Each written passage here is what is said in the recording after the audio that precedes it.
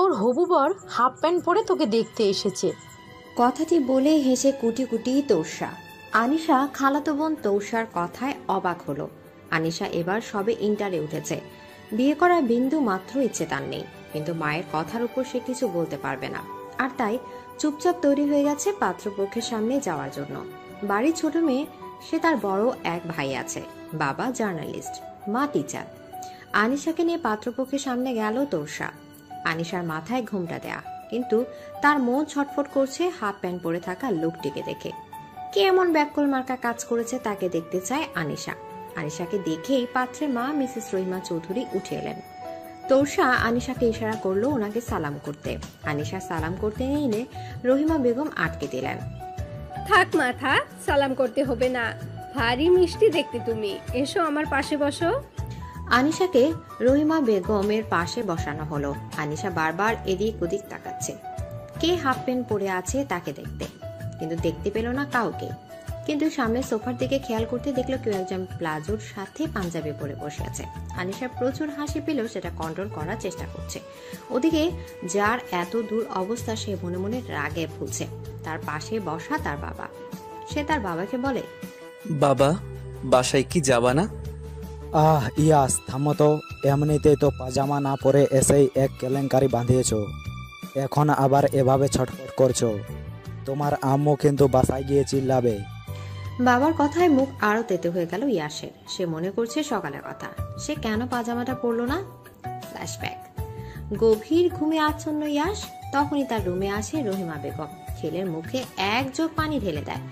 লাফিয়ে উঠে ইয়াস, আম্মু, এটা কি করতেছো? এমনি পানি দাও কেন? সন্ধ্যা 7টা বাজে, তুই এখনো ঘুমাস কেন? সারাদিন দেখি ঘুমাস। এমনি তো মইরা থাকবি, তাও বুঝবো না যে মরছিস, ভাববো ঘুমিয়ে আসিস। মায়ের কথা কি উত্তর দিবে তা জানা নেই ইয়াসের। সে এখন প্রচন্ড বিরক্ত। ইয়াস বাবু, শোন না। বলো আম্মু। তোর জন্য ভালো একটা সম্বন্ধ এসেছে। আমি কতদিন বলছি আম্মু, আমি এখন বিয়ে টিয়ে করবো না। তুই করবি না, তোর বাবা করবে। এসব তুমি কি বলো ইয়াসের আম্মু? রুমে ঢুকতে ঢুকতে বলে উঠে রিশাদ চৌধুরী। কথাটা বলে নিজেই ব্যাককাল হয়ে গেছেন রহিমা বেগম, তাই কথা পাল্টিয়ে বলে, কাল মেয়ে দেখতে যাব, রেডি থাকবি, সকাল সকালই বের হব। আর খবরদার, এবার যদি মেয়ে দেখে এসে ক্যান্সেল করিস তো তোকে বাসা থেকে বের করে দিব। আমার ছেলে বউয়ের মুখ দেখার থেকে কেউ আটকাতে পারবে না এবার। বলে হনহন করে চলে যায় রহিমা বেগম। রিশাদ সাহেব ছেলের দিকে তাকিয়ে বলে, বুঝলে ইয়াস, তোমার মা একা আর ঝগড়া করে পেরে উঠছে না, তাই একটা সঙ্গী চাইছে, এনে দেও তো তাড়াতাড়ি। বলে রুম ত্যাগ করে রিশাদ সাহেব। ইয়াস ভাবে, এমন ফ্যামিলি কার আছে, ধ্যাত তার ঘুমটা। ইয়াস উঠে সোফায় শুয়ে আবার ঘুমিয়ে পড়ে। পরের দিন সকাল 11:30টায় সবাই বাড়ির বাইরে ওয়েট করছে। ইয়াসের বড় ভাই ইরফান, তার বউ ইরা, রহিমা বেগম, রিশাদ সাহেব সকলে, কিন্তু বরের কোনো খবর নেই। রহিমা বেগম তো রেগে বলেন, এই ছেলের ঘুম কি এ জীবনে ভাঙবে না ইরফানের বাবা? তোমার মতো হয়েছে। কি বললে? এই জন্য আমি তোমার সাথে কথা কম বলি। এদিকে শ্বশুর শাশুড়ির এই মিষ্টি ঝগড়া দেখে ইরা হেসে বলে, মামুনি, তুমি এমন করো না, আমি ভাইয়াকে ডেকে আনছি, দাঁড়াও। আচ্ছা মা। ইরা গেল ইয়াসকে ডাকতে। ইরা গিয়ে দেখে ইয়াস মনের সুখে ঘুমাচ্ছে। ইরা গিয়ে জানালার পর্দা সরিয়ে দেয়। চোখে আলো পড়তে উঠে বসে ইয়াস। ভাবিজান, এভাবে আমার ঘুমের শত্রু হচ্ছ কেন? কারণ তুমি এখনো উঠো নাই, আর সবাই বাইরে ওয়েট করছে। কি? কেন? কেন আবার? মেয়ে দেখতে যাওয়ার কথা আজ না? শিট, আমি তো ভুলে গিয়েছিলাম। এখন তাড়াতাড়ি উঠে রেডি হয়ে এসো, নইলে মামুনি আসলে তোমার খবর আছে। আমি আসছি 5 মিনিটে। ওকে। ইরা রুম থেকে চলে যায়, আর ইয়াস ফ্রেশ হয়ে এসে কাভার্ড খুলে একটা পাঞ্জাবি পরে নেয়। তারপর চুল সেট করে হাতে ওয়াচ পরতে পরতে বাড়িতে আসে। ইয়াসকে দেখে সবাই গাড়িতে বসে আছে। ও গিয়ে বসে, তারপর চলে আসে, কিন্তু কারোই খেয়াল নেই যে ইয়াস প্যান্ট পরে নাই। রাতে হাফ প্যান্ট আর গেঞ্জি পরে ঘুমিয়েছিল, কিন্তু উঠে পাঞ্জাবি পরলেও পাজামাটা সে পরেনি। আনিশাতে বাসায় গাড়ি এসে থামতে সকালে গাড়ি থেকে নেমে পড়ে। ইয়াস ফোনের দিকে তাকিয়ে গাড়ি থেকে নামে, তারপর সামনে তাকিয়ে দেখে সকলে অবাক চোখে ওর দিকে তাকিয়েছে, আর রহিমা বেগম রেগে তাকিয়ে আছে। মেয়ের বাড়ির সকলে মুখ টিপে হাসছে। কথায় কথায় ইয়াসের কানে এক কথা এলো, তা হলো হবু বর হাফ প্যান্ট পরে পার্টি দেখতে আসছে। কথাটা কানে যেতে ইয়াস নিচের দিকে দেখে সে সত্যি পাজামা পরতে ভুলে গেছে। এমন ঘটনা বোধহয় আগে কখনোই হয়নি। মেয়ে দেখতে এসেছে হবু বর হাফ প্যান্ট পরে। ইয়াস অসহায়ভাবে তার মায়ের দিকে তাকিয়ে আছে। রহিমা বেগম রেগে ভেতরে চলে যান। ইরফান যেতে নিলে ইয়াস হাত ধরে আটকে দেয়। ছাড় আমার হাত, তোর সাথে দাঁড়িয়ে থেকে বেইজ্জতি হতে আমি পারবো না। ভাইয়া হেল্প। আমি পারবো না, এখন এই হাফ প্যান্ট পরে মেয়ে দেখ, গাধা একটা। ধ্যাত। সবাই ইয়াসকে রেখে ভেতরে গেল। তখন তৌসার বোনের হাজবেন্ড অনেক এগিয়ে আসে ইয়াসের দিকে। আরে তুমি এভাবে মুড অফ করো না, এসো আমি তোমাকে হেল্প করছি। থ্যাংক ইউ ভাইয়া, একমাত্র আপনিই বুঝলেন আমার অবস্থাটা। অনেক রুমে এসে ইয়াসকে ওর একটা নিউ প্যান্ট পরতে দেয়। ইয়াস খুশি হয়ে পরে নেয়, বাট প্যান্টটা এতই ঢিলা হয় যে খুলে যেতে নেয় বারবার। আসলে অনেক একটু গুলুমুলু টাইপ। ইয়াসের অবস্থা এখন ছেড়ে দে মা, কেঁদে বাঁচে। আর কি করার, এই প্যান্ট পরে কোনো রকম ধরে সোফায় গিয়ে বসে পড়ে ইয়াস। বর্তমান ইরফান ওকে দেখে হেসে কুটি কুটি। আনিশার আম্মু সকলে খাবার দিচ্ছে, সবাই একে অপরের সাথে কথা বলছে।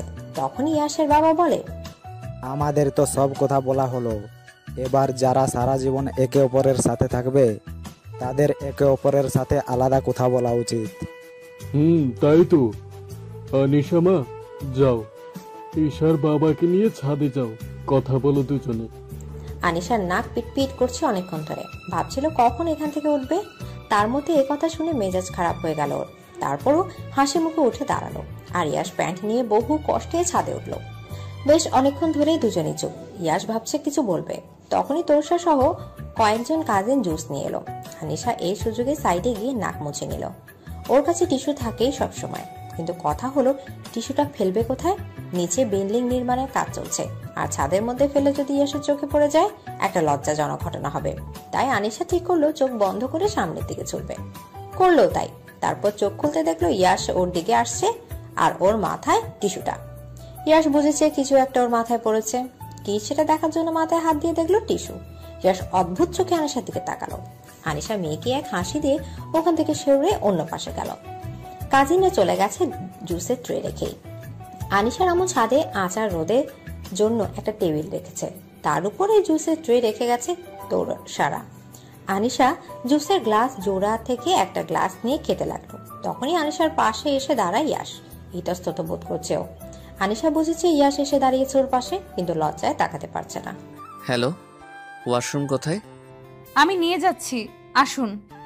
আনিশা গ্লাসটা ট্রেতে রেখে ইয়াসের দিকে তাকালো। বেশ হাসি পাচ্ছে ওর, তবুও চেপে রেখে ইয়াসকে ওর রুমের ওয়াশরুম দেখিয়ে দিল। আর ইয়াস অদ্ভুতভাবে তাকিয়েছে আনিশার দিকে। মেয়ে দেখতে এসে এমন পরিস্থিতি পড়তে হবে জানলে ইয়াস আসতোই না।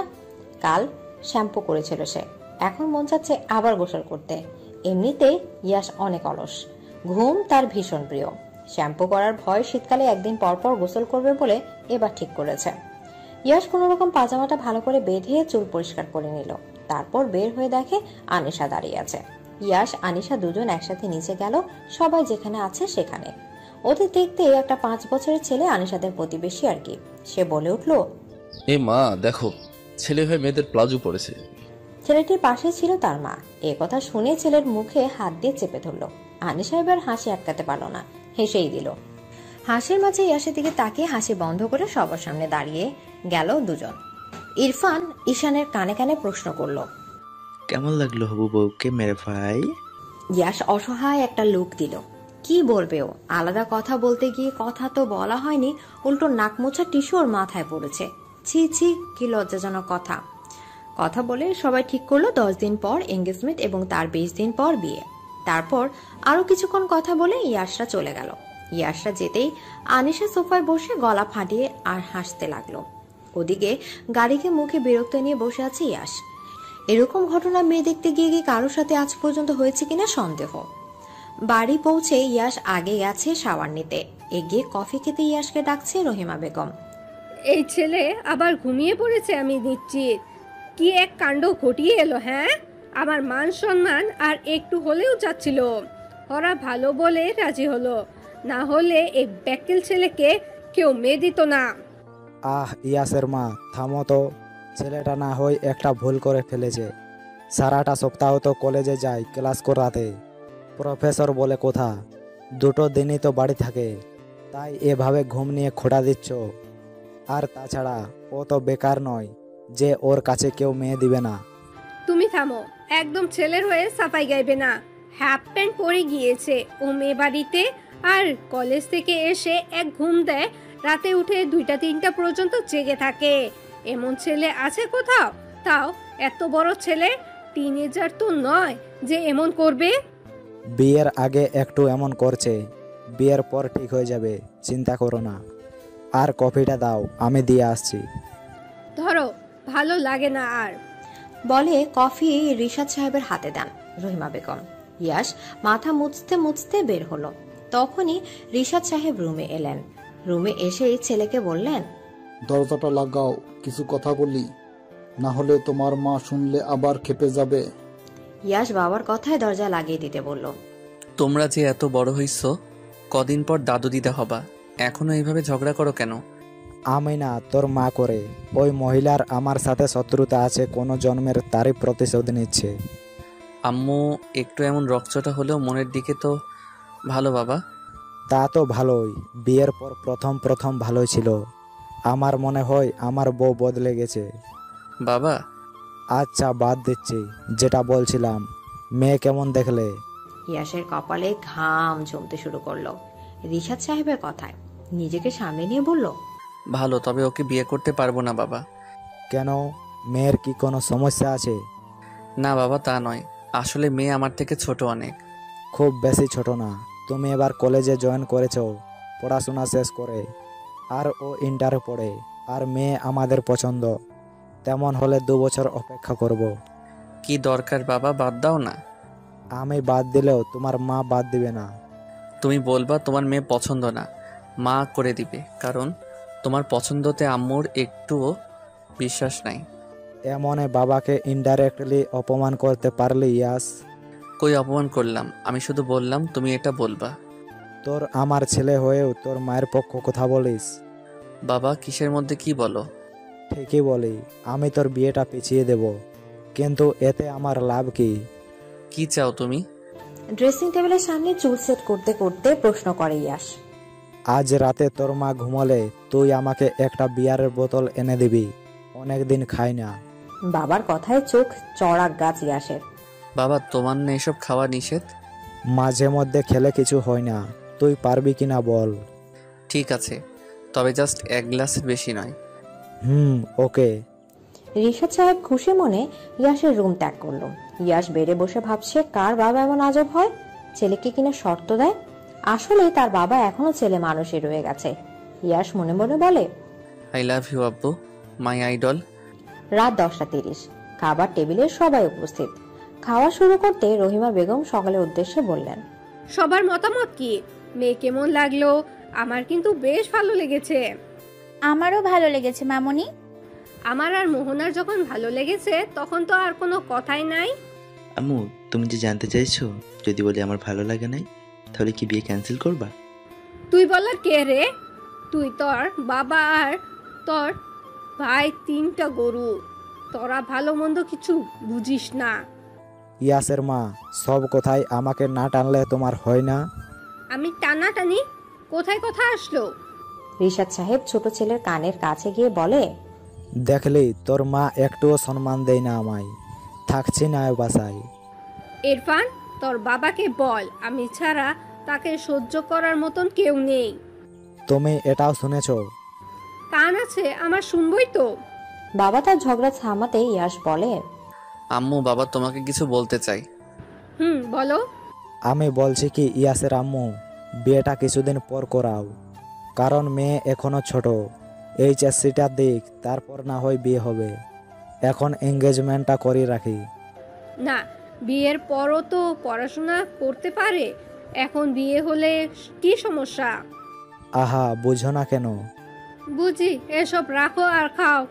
তুমি বোঝার চেষ্টা করো, ওকে সেকেন্ড ইয়ারে উঠুক মেয়ে, তারপর বিয়ে দিও। ঠিক আছে। ইয়াস একটা স্বস্তির নিঃশ্বাস নিল। তারপর সবাই খাওয়া শেষ করে যে যার রুমে শুতে গেল। রাত 12:10। ইয়াস রুমের দরজা দিয়ে মাথা বের করে উকি দিল। না, কেউ নেই। ইয়াস গুটি গুটি পায়ে ড্রয়িং রুমে এলো। এসে দেখে রিশাদ সাহেব বসে বসে ঘুমিয়ে পড়েছে। ইয়াস হাসে। সে তার বাবাকে ভালো করে শুইয়ে দিয়ে রুম থেকে কম্বল এনে গায়ে জড়িয়ে দেয়। বাবা, তুমি এখন আগের মতোই কিউট আছো। লাভ ইউ বাবা। হয়তো সামনাসামনি কোনোদিন বলতে পারবো না, পৃথিবীতে একমাত্র বাবা তুমি আছো বলে নিজের সব চাওয়া পাওয়া পূরণ হচ্ছে। লাভ ইউ বাবা। কথাগুলো বলে পিছিয়ে ঘুরতে দেখে ইরফান দাঁড়িয়ে আছে। ভাইয়া, তুমি কখন এলে? একটু আগে। তোমার মন খারাপ কেন ভাইয়া? এমনি যা, ঘুমাতে যা। তোর হাতে কি ওটা? ইয়াস বিয়ারের বোতলটা লুকিয়ে ফেলল। কিছু নাই ভাইয়া। আচ্ছা যা। ইয়াস ওর রুমে চলে গেল। সকাল সকাল রেডি হচ্ছে। ইয়াস আজ কলেজে যেতে হবে, ক্লাস আছে। ক্লাস শেষ করে বন্ধুদের সাথেও দেখা করতে হবে তাকে। তাড়াতাড়ি রেডি হয়ে এসে ব্রেকফাস্ট করতে বসে। সবাই আছে সেখানে। রিশাদ সাহেব আর ইরফান অফিস যাবে, মিটিং আছে আজ 8টায়। বাবা ছেলে দুজনই সকাল সকাল যাচ্ছে। খাওয়া শেষ করে সবাই যে যার কাজে চলে গেল। ইয়াস ড্রাইভিং পারে, তবুও ড্রাইভার নিয়ে এসেছে, কারণ ড্রাইভ করতে ওর আলসেমি লাগছে। বেশ কিছুক্ষণ পর কলেজের সামনে এসে গাড়ি থামালো। ইয়াস নামতে ওর মুখে কেউ পানি ছুঁড়ে মারলো। ইয়াস সামনে তাকিয়ে দেখে আনিশা। এই মেয়েটাকে দেখার পর থেকে কুফা লাগছে আমার। এখন আবার কই থেকে আসলো? আনিশা ওর ফ্রেন্ডের সাথে গল্প করছিল। তখনই রাইসা পানি খাচ্ছিল, আর আনিশা পানির বোতলটা ওর হাত থেকে নিয়ে নেয় টান দিয়ে। যেহেতু বোতলের মুখ খোলা ছিল, তাই টান দেওয়ার পানিটা এসে পরে ইয়াসের মুখে। আনিশা ইয়াসকে দেখে অবাক হয়। এ কি মিস্টার হাফ প্যান্ট, আপনি এখানে কেন? কি বললে তুমি?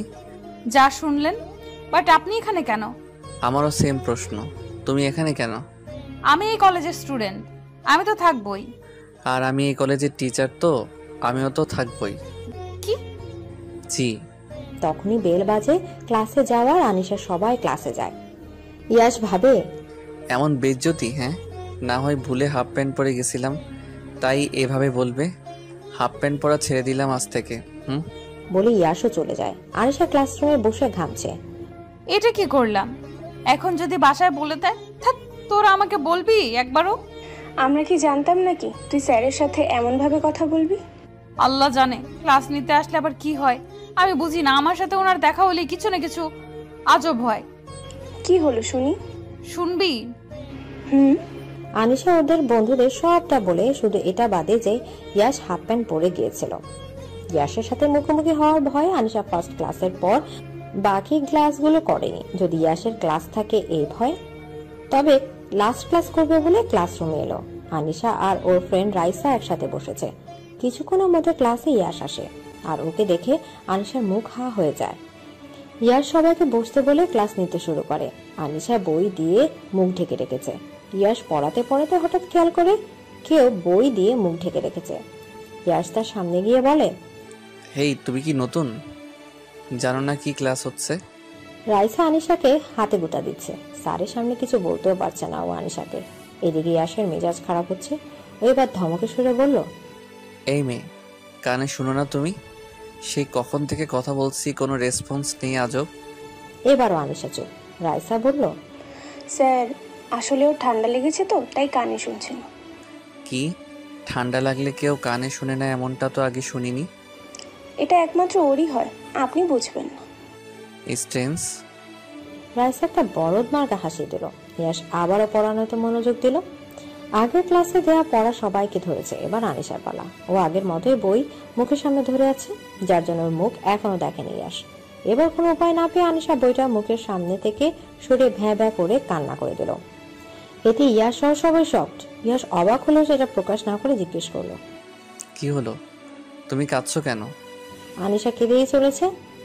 তুমি কি পড়া করে আসোনি? কাঁদছো কেন? করেছি তো স্যার, আমি পড়া কমপ্লিট করেছি। বাট কি? আমার খালামণি মারা গেছে স্যার, শেষ দেখাটাও দেখতে পারলাম না স্যার। সে কি? কেন? এই যে আপনার ক্লাস।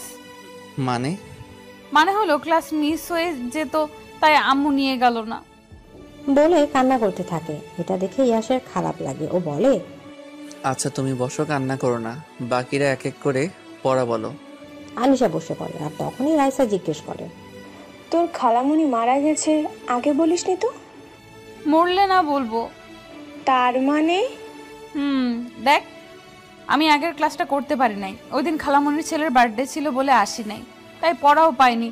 তোর থেকে নিব মনে ছিল না, আর তাই এইটাই করলাম, না হলে আবার বকা খেতাম। আল্লাহ, তাই বলে তুই এটা বলবি? স্যার যদি জেনে যায় সত্যিটা? জানবে না, চুপ কর। কলেজ শেষে বাসা আসতে আনিশা দেখে তার খালামণিরা এসেছে। আনিশা তার খালামণিকে দেখেই ঢোক গেল। ও নো, এখন কি হবে?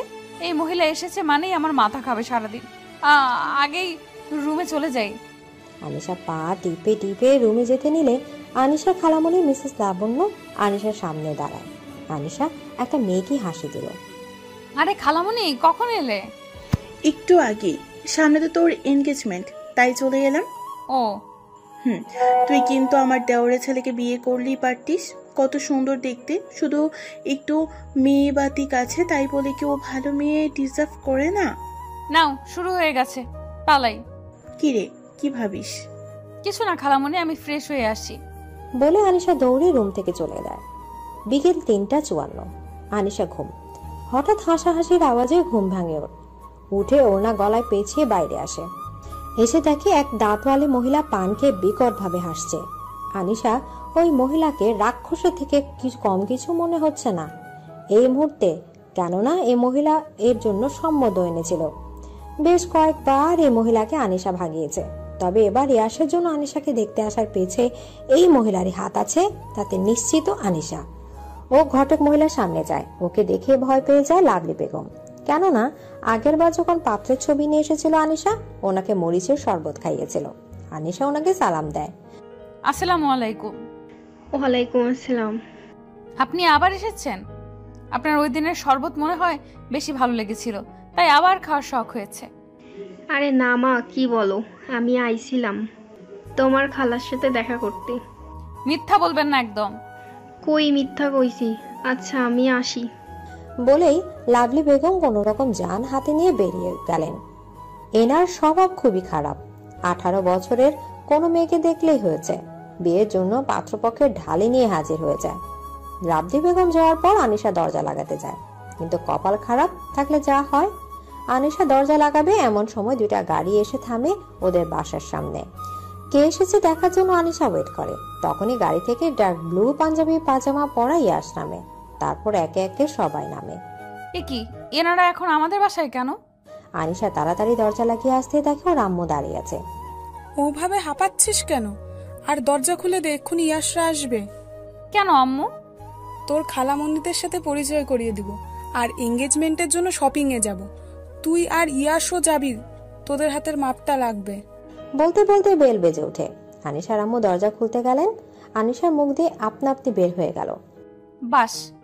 আনিশা দৌড়ে ওর রুমে যেতে নিল, কিন্তু দরজার সাথে বেজে চিৎপাট হয়ে পড়ে গেল। পড়ে যাওয়ার শব্দে সকলে এলো। এসে আনিশাকে এভাবে পড়ে থাকতে দেখে থ হয়ে গেল। আনিশার আম্মু রেগে বলে, এভাবে পড়লে কি করে? আম্মু পড়ি নাই তো, আমি তো ডান্স করছিলাম। আনিশার কথায় উপস্থিত সকলে আরেক দফা অবাক হলো। আনিশার খালামুলি বলল, তুই না দৌড়াদৌড়ি বেশি করিস নে, উঠ। আনিশা বহু কষ্টে উঠল। কোমরটা বোধহয় গেছে, কাউকে বলতেও পারছে না। খুঁড়িয়ে খুঁড়িয়ে রুমে গেল। আনিশার আম্মু ইয়াসদের বসতে বলল। সবাই বসে গল্প করছে। তখনই আনিশার আম্মু সকালের সাথে তার বোনকে পরিচয় করিয়ে দিলেন। ইয়াস মুখ ফসকে বলেই ফেলল, মরা মানুষ জিন্দা হলো কি করে আন্টি? ইয়াসের কথা আনিশার আম্মু মিসেস মুক্তা বেগম বেশ চমকে উঠলেন। এসব কি বলছো বাবা? আমার বোন মরবে কেন? কেন তা জানি না, তবে আনিশা আজ কলেজে বলল ওর খালা মারা গেছে, তাই ভাবলাম ইনি হয়তো সেই। ছি আপু, তোর মেয়ে আমায় জিন্দা মেরে ফেলে রে। লাবণ্য বেগমের মরা কান্না শুরু হয়ে যাওয়ায় আগেই রিফাত সাহেব এলেন। কি হয়েছে? দুলা ভাই, আপনার মেয়ে আমাকে মেরে ফেলছে। মিথ্যা বলার স্বভাব তোমার গেল না লাবণ্য। কই, তুমি তো ঠিকই আছো। রিফাত সাহেবের কথা একটু দমে গেলেন লাবণ্য বেগম। রিফাত সাহেব সকলের সাথে গল্পে মশগুল হয়ে গেলেন আর আনিশার বলা কথাটা কাটিয়ে দিলেন। তবে ইয়াস এখনো বুঝতে পারছে না আনিশা কেন এমন কথা বলল। আজব, বড়ই অদ্ভুত মেয়ে তার বউ হতে চলেছে। বিকেলে সকালে শপিং এ এসেছে। মূলত এঙ্গেজমেন্টের যাবতীয় শপিং আজই করা হবে। ইয়াস চেষ্টা করছে একবার আনিশার সাথে কথা বলার, কিন্তু সুযোগ করে উঠতে পারছে না। এখন কথা বলাটাও জরুরি। এদিকে আনিশা এড়িয়ে চলার চেষ্টা করছে ইয়াশকে। আমার কোমরের ব্যথা কমে না কেন? এই অবস্থায় আবার আমাকে টেনে এনেছে। খালামণি যে 2 ঘন্টা আগে ঘুরাবে। এদিকে আনিশা মনে মনে কথাগুলো ভাবতে ভাবতে হাঁটছিল, তখনই কারো বুকের সাথে বাড়ি খায়। উপরের দিকে তাকিয়ে দেখে ইয়াশ। স্যার আপনি? এমন অবাক হচ্ছ যেন আজ প্রথম দেখলে। না মানে তা না, আমি ভয় পেয়ে গেছিলাম। এভাবে হাঁটছো কেন? ভালো করে হাঁটো। আপনার জন্য আমার কোমর ভাঙছে, আর এখন আসছেন বলতে ভালো করে হাঁটতে? আমি কি বলছিলাম তোমাকে ফ্লোরে নাগিন ড্যান্স করো? বলে ইয়াশ পকেটে 2 হাত গুজে চলে যায়। কি বলে গেল? শুধু শুধু অপমান করলো। বুঝেছিল যখন যে আমি পড়ে গেছি, একটু ডক্টরকে তো ডাকতে পারতো। এদিকে প্রায় ঘন্টাখানেক পর ওদের শপিং শেষ হলো। ডিনার করে সবাই বাসায় যাবে। ডিনারের পর যে যার বাড়িতে উঠে পড়ে। আনিশা দুটো গাড়ির সামনে গিয়ে দেখে জায়গা নেই। আম্মু, তুমি কি আমাকে ফেলে যাবা? কেন এমনটা মনে হয় তোমার? তুমি ইয়াশের সাথে যাবা? কি? আরে যা যা, জামাই বাবার সাথে যা। কথা বলবি তোরা, তোদের মধ্যে জড়তা কেটে যাবে। কিন্তু কোনো কিন্তু না আনিশা, যাও। আর কি করার, আনিশাকে যেতেই হলো। ইয়াশের গাড়ির সামনে আসতে বাকি দুটো গাড়ি চলে গেল। মানে এখন স্যার যদি আমাকে মেরে গুম করে দেয়, আমাকে বাঁচানোর জন্য কেউ নেই। আনিশাকে এভাবে দাঁড়িয়ে থাকতে দেখে ইয়াশ বলে, মিস নাগিন এইভাবে দাঁড়িয়ে না থেকে উঠুন, এমনিতেই লেট হয়ে গেছি আমরা। আনিশা উঠলো। ইয়াশ চুপচাপ ড্রাইভ করে যাচ্ছে, আনিশাও চুপ। বেশ কিছুক্ষণ পর গাড়ি চলতে চলতে থেমে গেল। আনিশা প্রায় ঘুমিয়ে পড়েছিল, তাই চমকে উঠে জিজ্ঞেস করলো, কি হলো স্যার? বুঝলাম না, দাঁড়াও নেমো না দেখছি। ইয়াশ নামলো দেখতে। আনিশা গ্লাস নামিয়ে জিজ্ঞেস করলো, কি হয়েছে স্যার? যা হওয়ার তাই হয়েছে, কুফা সাথে নিয়ে আসছি, 2টা টায়ার গেছে। কি? এখন যাব কিভাবে? জানি না আমি। স্যার কি হলো, আপনি এমন রিয়াকশন দিচ্ছেন কেন? তুমি স্যার ডাকা অফ করো। স্যার শুধু কলেজে আর বাহিরে। বাহিরে কি? ইয়াশ কিছু বলতে গিয়েও থেমে গেল। মনে মনে নিজেকেই বলল, কি হয়েছে তোর ইয়াশ? কি বলতে যাচ্ছিলি? যে তুই ওর হাজবেন্ড? সিরিয়াসলি? এখনো বিয়েও হয়নি, আর তুই তো এই বিয়ে করতেই চাস না। মাথা গেছে তোর? ও স্যার। বলো। কাব্য বুক করুন একটা। নেটওয়ার্ক নেই এখানে, ফাঁকা হাইওয়ে একটা। মানে এখানে আপনি যদি আমাকে মেরে গুম করে দেন, কেউ আমায় খুঁজে পাবে না? ইয়াশ কি উত্তর দেবে ও জানা নেই। এমন টাইমে কেউ এগুলো কিভাবে ভাবতে পারে? এখন টায়ার চেঞ্জ করতে হবে। ও তাড়াতাড়ি করুন। ওই মিস বকবক, আমাকে হেল্প করো, তোমার জন্যই এগুলো হচ্ছে। মানে কি স্যার? মানে তুমি কুফা। কি বললেন? আমি আন্টিকে বলবো আপনি আমার সাথে বাজে বিহেভ করেছেন। কখন করলাম? আচ্ছা নামো, হেল্প করো। আমি পারি না তো। আমি যা বলবো তাই করে দিও, তাতেই হেল্প হবে। ওকে। এরপর আনিশা ইয়াশকে হেল্প করে ইয়াশ টায়ার চেঞ্জ করে। আনিশা দেখে ইয়াশকে কিউট লাগছে। মনে মনে আনিশা বলে, স্যার তো মাশাআল্লাহ অনেক কিউট, তাতে আমার কি? স্যার তো স্যারই। এদিকে আনিশাকে ভাবতে দেখে ইয়াশ বলে, এই যে মিস, চলুন। আনিশা গাড়িতে উঠলো, ইয়াশও। বাসায় পৌঁছাতে পৌঁছাতে আনিশা আবার ঘুমিয়ে পড়ে। ইয়াশ ওকে ডাকে কিন্তু উঠে না। এ তো আমার থেকে বড় কুম্ভকর্ণ। ইয়াশ আনিশার আম্মু তার বাবাকে ফোন করে পরে ওরা এসে আনিশাকে নিয়ে যায়। ইয়াশ ওর বাসায় চলে যায়। কয়েকদিন পর ওদের এঙ্গেজমেন্ট হয়ে যায়। কলেজের কেউ এখনো জানে না ইয়াশ আনিশার উড বি হাজব্যান্ড, কিন্তু আনিশার ফ্রেন্ডরা জানে। এঙ্গেজমেন্টের 3 দিন পর একদিন রাত 12টা 2 মিনিটে আনিশা ইয়াশকে ফোন করে। 13 বার ফোন করার পর ইয়াশ ফোন ধরে। হ্যালো স্যার, আপনি কি বেঁচে আছেন? আনিশার কথা ইয়াশ একবার ফোন স্ক্রিনে দেখলো, তাতে বড় করে লেখা মিস কুম্ভকর্ণ। তুমি কি এত রাতে আমাকে এটা বলতে কল দিয়েছো আনিশা? না স্যার, কালকে দেখা করতে পারবেন? কখন? বিকেল 5টায়। ওকে। ওকে স্যার, ঘুমান। Good night. ইয়াশ আবারও ঘুমিয়ে পড়লো। আনিশা কল কেটে গেম খেলতে লাগলো। পরের দিন আনিশা সকাল সকাল উঠে রেডি হয়ে কলেজে গেল। আজ অবশ্য আনিশার কলেজে যাওয়ার ইচ্ছে ছিল না, মায়ের কথাতে রাজি হওয়া। আনিশা কলেজ শেষ করে কলেজের কাছে এক রেস্টুরেন্টে গেল। ইয়াশের অপেক্ষা করতে লাগলো। আজ ইয়াশের সাথে আনিশার দেখা হয়নি, ওর ক্লাস ছিল না। ইয়াশের জন্য কফি শপে ওয়েট করছে আনিশা। আনিশার মেজাজ খারাপ হচ্ছে এখন, কারণ 5টা 23 বাজে ইয়াশের খোঁজ নাই। অবশেষে 5টা 30-এ ইয়াশ আসে। সরি, একটু লেট হয়ে গেল। ও একটু, পুরো 30 মিনিট লেট আপনি। আপনার ওয়েট করতে করতে ঘুম পেয়ে গেছে। কুম্ভকর্ণ? কি? কিছু না। শুনুন যা বলছিলাম। আমি এই বিয়ে করতে চাই না। আমিও চাই না। আপনি তো চাইবেনই না। কত সুন্দর সুন্দর ললনা আছে কলেজে, ওদের সাথে লাইন মারবেন? নাউজুবিল্লাহ। ঢং করবেন না, আমি জানি সবটা। জীবনে ঘুমের থেকে বেশি ভালো কাউকে বাসিনি। ওমা, এমন করার কিছু হয়নি। আপনি আপনার বাড়িতে বলুন বিয়ে ক্যান্সেল করতে। আমি পারবো না। আজব বলেন না। না, আম্মু আমাকে খেয়ে ফেলবে। তুমি বলো। আরে বাহ, আপনি তো ভালোই। হ্যাঁ, নিজে মায়ের ভয়ে বলতে পারবেন না, এদিকে আমাকে বলতে বলছেন। তোমারও সেম কাহিনী? তো এখন পালাবো। কি? কার সাথে? আপনার সাথে। মানে কি, আমি পালাবো কেন? পালাবেন আমার সাথে, আর সবাই ভাবে অন্য কারোর সাথে পালিয়েছেন, তাতে আমাদের বিয়েটা ক্যান্সেল। তোমার সাথে কেন পাবো? অন্য কেউ আছে পালানোর? না তো। তো প্ল্যান অনুযায়ী কাজ শুরু। ওকে ওকে। 15 দিন পর আজ গায়ে হলুদ ইয়াশ আনিশার। আনিশার ফোনের কলের ওপর কল আসছে, ধরার নাম নেই, কারণ আনিশা ঘুরে ব্যস্ত। আনিশার আম্মু রুমে এসে দেখে ফোন বাজছে। আনুমা ওঠো, দেখো তোমার ফোন বাজছে। আনিশার হুঁশই নেই। আনু। হ্যাঁ আম্মু। ফোন বাজছে। ও হ্যাঁ হ্যাঁ।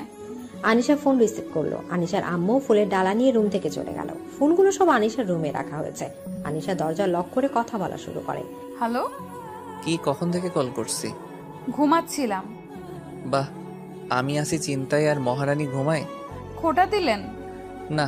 আচ্ছা, তো শুনুন, আমি গায়ে হলুদের পর আপনার বাসার বাইরে ওয়েট করবেন, আমি আসবো। ওকে। কি কি করা লাগবে এই জীবনে কে জানে? কিছু বললেন না। আনিশা কল কেটে ফ্রেশ হয়ে রেডি হয়ে নিল। তারপর গার্ডেনে গেল। সেখানে গায়ে হলুদ হবে। বেশ মজা করেই গায়ে হলুদের অনুষ্ঠান শেষ হলো। আনিশা গোসল করে হলুদ লং গাউন পরে নিল। তারপর একটা ওড়না দিয়ে মুখ ঢেকে সবার চোখ এড়িয়ে বাসা থেকে বের হলো। সন্ধ্যা 7:25। বাইক পেছনে বসে আছে আনিশা। ফুল স্পিডে বাইক চালাচ্ছে ইয়াশ। ওদের পেছনে 2টা গাড়ি, একটাই আনিশার বাবা মা, অন্যটাই ইয়াশ। জোরে চালান স্যার, ধরা পড়লে যদি দেখে একে অপরের সাথে পালাচ্ছি তাহলে কি হবে ভাবতে পারছেন? সেটা তোমার প্ল্যান করার আগে ভাবা উচিত ছিল। আপনিও তো না করেননি। আমার দোষ? তখনই পেছন থেকে চিল্লিয়ে আনিশার বাবা বলে উঠল, মা দাঁড়াও, আমাদের কথা শোনো। সব রেডি, কাল বিয়ে। আজ এভাবে পালালে সমাজে মুখ দেখাবো কি করে? তার পেছনে গাড়ি থেকে ইয়াশের মা বলছে, ইয়াশের বাচ্চা, তুই আমার সামনে আয়, চর মেরে দাগ ফেলে দিব। তুই কোন চুড়েলের সাথে পালাচ্ছিস? আমার কত সুন্দর বৌমা তোর জন্য অপেক্ষা করছে। রাত পার হলে তোদের বিয়ে। ফ্যামিলির কথা শুনে ইয়াশ আনিশা একে অপরের দিকে তাকালো। স্যার, ওরা যদি জানে আমরা একে অপরের সাথে পালাচ্ছি তখন? তোমার জন্য জীবনটা তেজপাতা হয়ে গেল। এমনি কুফা বলি না। কি? চুপ। ইয়াশের ধমকে আনিশা চুপ হয়ে গেল। কিছুক্ষণ পর, শিট। কি হলো স্যার? পেট্রোল শেষ হয়ে যাবে কিছুক্ষণের মধ্যে। কি? এখন কি হবে? গণধোলাই খাবো। আমি খাবো না, আপনি খেলে খেতে পারেন। আমার কিউট কিউট হাত পা। আরে মেরি মা, চুপ। একটু পরেই বাইক থেমে গেল। গাড়ি দুটো প্রায় কাছে চলে এসেছে। স্যার কি করব? পালাও। আনিশার হাত ধরে নিয়ে দৌড়াতে লাগলো ইয়াশ। দৌড়াতে দৌড়াতে দুজন একটু দূরে একটি বাড়ি দেখতে পেল। ওরা গিয়ে সেই বাড়িতে নক করলো। বেশ কিছুক্ষণ পর এক মাঝবয়সী মহিলা বেরিয়ে এলো। কে আপনারা? আমি ইয়াশ ও আনিশা। আমাদের গাড়ি খারাপ হয়ে গেছে, আজকের জন্য থাকতে পারি? আপনারা কি স্বামী স্ত্রী? ভেতরে ঘর থেকে মাঝবয়সী এক লোক প্রশ্নটি করতে করতে বেরিয়ে এলো। ইয়াশ উত্তর দেওয়ার আগেই আনিশা বলল, না, আমরা আনমেরিড। না না, তাহলে থাকতে দিতে পারবো না। ইয়াশ মহিলাটিকে বোঝাতে বোঝাতে বলল, দেখুন, জাস্ট 2 ঘন্টা থাকতে দিন, তারপর আমি আমার ফ্রেন্ডকে কল করছি, ও গাড়ি নিয়ে আসবে। তোমাদের সম্পর্কটা কি? হবু জামাই বউ। লোকটির মুখ হা হয়ে গেল। বলল, বিয়ে থেকেই পালাচ্ছ? মীরার বাবা, আমার সুবিধা লাগছে না, পুলিশকে কল করো। ইয়াশের কথা শুনে লোকটির মায়া হলো। ওদের ভেতরে যেতে দিল। তোমরা কোনো চিন্তা করো না, একবার বিয়ে করে ফেলো, পরিবারের লোকজন মানতে বাধ্য। না, এমনটা করবেন না। ওর বাবা আমাদের বিয়ে মানবে না বলে পালিয়ে এসেছি। এখন পুলিশ কল করলে ওকে হারিয়ে ফেলবো। করব কি, আমি আছি না। আর একদম লুকিয়ে এমন করে থাকার দরকার নেই। এসো আমার সাথে। কোথায়? চলো, গেলেই দেখতে পাবে। ওকে। ইয়াশ কথা বলে আনিশার দিকে তাকালো। আনিশা ফিসফিস করে ইয়াশের কানে কানে বলল, কোথায় নিয়ে যাবে? আমি যাব না স্যার। আম্মু বাবারা এতক্ষণে চলে গেছে, চলুন ফিরে যাই। এটা আগে বললে এত কিছু হতো না। Sorry sir. ফেসে গেছি। এখন ভালোই ভালোই এখান থেকে বের হলে বাঁচি। সোজা বাসায় যাব আর সবাইকে সরি বলবো। স্যার। লোকটি ইয়াশ আর আনিশাকে নিয়ে কাজী অফিসে গেল। সেখানে গিয়ে ইয়াশ আর আনিশার মুখ হা হয়ে গেছে। লোকটি ওদের নিয়ে ভেতরে গেল। ইয়াশ আনিশা দুজন চুপ। কিছু বললে পুলিশ কল করবে এই লোক, আরো ফেসে যাবে ওরা। লোকটি ইয়াশ আনিশার উদ্দেশ্যে বলল, রেদওয়ান আমার ছোটকালের বন্ধু, তাই ওকে এই সময়েও পাওয়া গেল। নে দোস্ত, তাড়াতাড়ি বিয়ে পড়া। কাজী লোকটির বিয়ে পড়াতে শুরু করলো। বিয়ে হয়ে গেল দুজনের। বিয়ে শেষ হতে লোকটি বলল, চলো এবার তোমাদের বাড়িতে, দেখি কে কি বলে। না আঙ্কেল, তা লাগবে না, আমরা নিজেরা যাব। তা আমি যাচ্ছি, যদি ঝামেলা হয়। না আঙ্কেল থাক, আপনাকে কত কথা শুনতে হবে। অনেক কষ্টে বুঝি ইয়াশ আর আনিশা লোকটার আশাটা আটকালো। লোকটি বলল ওদের বাসার সামনে ওদের নামিয়ে দিয়ে যাবে। কি করার আর, ওরা রাজি হলো। লোকটি বাসার সামনে ওদের নামিয়ে দিয়ে চলে গেল। আনিশা ইয়াশ একে অপরের দিকে তাকিয়ে আছে। অপরাধীর মতো মুখ করে বাড়ির বেল বাজালো। ড্রয়িং রুম বসে আছে রিশাদ সাহেব, রাহিমা বেগম, ইরফান, মোহনা সকলে। বারবার মূর্ছা যাচ্ছেন রহিমা বেগম। রিশাদ সাহেব এবার রেগে বলল, হয় জ্ঞানে থাকো, না হলে অজ্ঞান হয়ে থাকো। এইবার বার মূর্ছা যাচ্ছ কেন? তুমি আমার ছেলেকে এনে দাও, আমার বৌমার কি হবে? আমার কথা বলে শেষ না হতে রাহিমা বেগম আবারও মূর্ছায় গেলেন। এবার রিশাদ সাহেবের মেজাজ আরো খারাপ হলো। ইরফান, এই মহিলার মাথায় পানি ঢাল। মোহনা, আমার মাথায় পানি ঢালো, আমি ডক্টরকে ফোন দিচ্ছি। আনিশার বাবা মা ও ইয়াশদের বাসায় আছে। আনিশার বাবা মা এখনো বলেনি যে আনিশাও পালিয়েছে। ইয়াশ পালিয়েছে শুনে রহিমা বেগম 3 বার মূর্ছায় গেলেন। আনিশাও পালিয়েছে শুনলে না জানি হয়, এই জন্য আনিশার বাবা মা এটা বলেনি। বেল বেজে উঠলো হঠাৎ। মোহনা গিয়ে দরজা খুলে দিল। পেছন থেকে ইয়াশের বাবা বলল, কে এসেছে বৌমা? বাবা, ইয়াশ এসেছে। কথাটা বলতে দেরি রিশাদ সাহেবের দৌড়ে দরজার সামনে আসতে দেরি হয়নি। দরজার সামনে আসতে থয় হয়ে গেল রিশাদ সাহেব। আনিশার বাবা মাও এগিয়ে এলো। সকলে থ হয়ে গেছে ওদের দেখছে। রিশাদ সাহেব চেঁচিয়ে বললেন, এসব কি ইয়াস? আর বৌমা, তুমি ওর সাথে নিশ্চয় ওকে রাস্তা থেকে এনেছো। কই যাচ্ছিল ও? আমার জুতা কই নিয়ে আসেও? কেউ ওকে কয়টা বাড়ি দেয়? বাবা ইয়াশকে বলতে না দিয়ে ইরকান বলল, বাবা, আমাদের উচিত ভিতরে গিয়ে কথা বলা। এভাবে বাইরে দাঁড়িয়ে কথা বললে প্রতিবেশীরা কি ভাববে? সকলে ভেতরে এলো। রহিমা বেগম বসে আছেন। রিশাদ সাহেব রাহিমা বেগমকে বসে থাকতেই দেখে বললেন, এ কি, এই মহিলা দেখি জ্ঞানে আছে। ও মাগো। বেয়াই মশাই, এখন ঝগড়া রাখুন, শুনি আগে কি হয়েছে। ঠিক আছে, কিন্তু সব শোনার আগেই যদি এই মহিলা আরেকবার মূর্ছা গিয়ে আমার বুকের ধড়ফড়ায় বাড়িয়ে দেয়, তাহলে কিন্তু বাড়ি ত্যাগ করবো আমি। সে কি? আহা, বেয়াই মশাই বসুন, নিন পানি খান। রিশাদ সাহেব পানি খেয়ে নিলেন। ইয়াশকে উদ্দেশ্য করে ইরফান সর্বপ্রথম প্রশ্ন করল, কি হয়েছিল তোর? এভাবে বাড়ি থেকে পালালি কেন? তো আবার বিয়ের আগের দিন? আসলে ভাইয়া হয়েছে কি? কি হয়েছে আবার? নিশ্চয় কোনো মেয়ে নিয়ে কাহিনী আছে। সব বাপের স্বভাব পেয়েছে। রহিমা বেগমের কথায় তেলে বেগুনে জ্বলে উঠলেন রিশাদ সাহেব। রেগে বললেন, সব বিষয় আমার দোষ টানা কি তুমি বাদ দিবে রহিমা? রহিমা বেগম মুখ ঘুরিয়ে নিলেন। তার অভিমান হয়েছে এই মুহূর্তে ছেলের উপর। রিশাদ সাহেব এবার আনিশাকে উদ্দেশ্য করে বললেন, মা, তুমি বলো এই গাধাটাকে কোথায় পেয়েছো? আর তোমার বাবা বলল তুমি নাকি পার্লারে গিয়েছিলে, সেখানে কি এই গাধা ছিল? আনিশা বেশ কিছুক্ষণ চুপ থেকে বললেন, আঙ্কেল হয়েছে কি, আমি পার্লার থেকে আসার সময় দেখি রোড সাইডে বসে কান্না করছেন উনি। আনিশার কথা ইয়াশের কাশি উঠে গেল। কোন রকম নিজেকে সামলে চোখ বড় করে আনিশার দিকে তাকালো। আনিশা আবারও বলল, উনি যার সাথে পালিয়েছেন সে ওনার সব নিয়ে ভেগে গেছে। মানে? আনিশার বাবার প্রশ্নে আনিশা ঢোক গিলল। মানেটা আমি বলছি আঙ্কেল। বলো বাবা। আমি যার সাথে পালিয়েছিলাম সে একটা চুড়েল ছিল, আমার পকেট মেরে পালিয়ে গেছে। তাই রোডে বসে শোক পালন করছিলাম। আনিশা রাগী চোখে ইয়াসের দিকে তাকালো, কিন্তু কিছু বলতে পারলো না, কারণ কিছু বললে এখন ফেসে যাবে আর বাজে দিকে চলে যেতে পারে ব্যাপারটা। রিশাদ সাহেব কপাল চাপড়ে বলেন, শেষে কিনা পকেট মার মেয়ের প্রেমে পড়েছিলে তুমি। ছি ছি ছি। তোকে কত ভালোবাসতাম, সবসময় ব্যান্ডের জিনিস কিনে দিতাম, আর সেই তুই কিনা। আঙ্কেল, এটা বাদ দিন না, যা হওয়ার তা হয়ে গেছে। বাবা, এটা নিয়ে পরে কথা বলবে। কাল বিয়ে আঙ্কেল আন্টি, আপনাদের কি কোনো সমস্যা আছে বিয়েতে? না। আনিশার মা আনিশার দিকে তাকিয়ে কথাটা বলল। সবাই বেশ চুপচাপ হয়ে বসে আছে। ইয়াশ একাই অপরাধীর মতো বসে আছে। আনিশা এই যাত্রায় বেঁচে গেছে বলে সে খুশি। হঠাৎ নাক ডাকার ভয়ঙ্কর শব্দে সকলে চমকে ওঠে। রিশাদ সাহেব বললেন, এই মহিলা আর ঘুমানোর সময় পায় না। থাক বাবা, মা ক্লান্ত, অনেক চিন্তা করেছে আজ। মোহন আর মা, এভাবে এই মহিলার সাফাই গেও না। আমার পিলে চমকে গিয়েছিল, ভেবেছিলাম ষাঁড় এলো কই থেকে এখানে। বা আমার শুনলে তোমার খবর ছিল। ইরফানের কথায় দমে গেলেন রিশাদ সাহেব। আনিশার বাবা মার সাথে কথা বলেন রিশাদ সাহেব। আগামীকালই ইয়াশ আনিশার বিয়ে হবে, আর ইয়াশের করা ব্যবহারের জন্য রিশাদ সাহেব মাফ চাইতে গেলে আনিশার বাবা বাধা দেন। তারপর বেশ কিছুক্ষণ গল্প করে আনিশারা ওদের বাড়ি চলে যায়। পরের দিন সকাল সকাল ঘুম ভাঙে আনিশার। বিয়ে আজর। মনে মনে খারাপও লাগছে, আবার ভয়ও লাগছে কালকের ঘটনার জন্য। আনিশার আম্মু রুমে এসে আনিশার কাছে বসলো।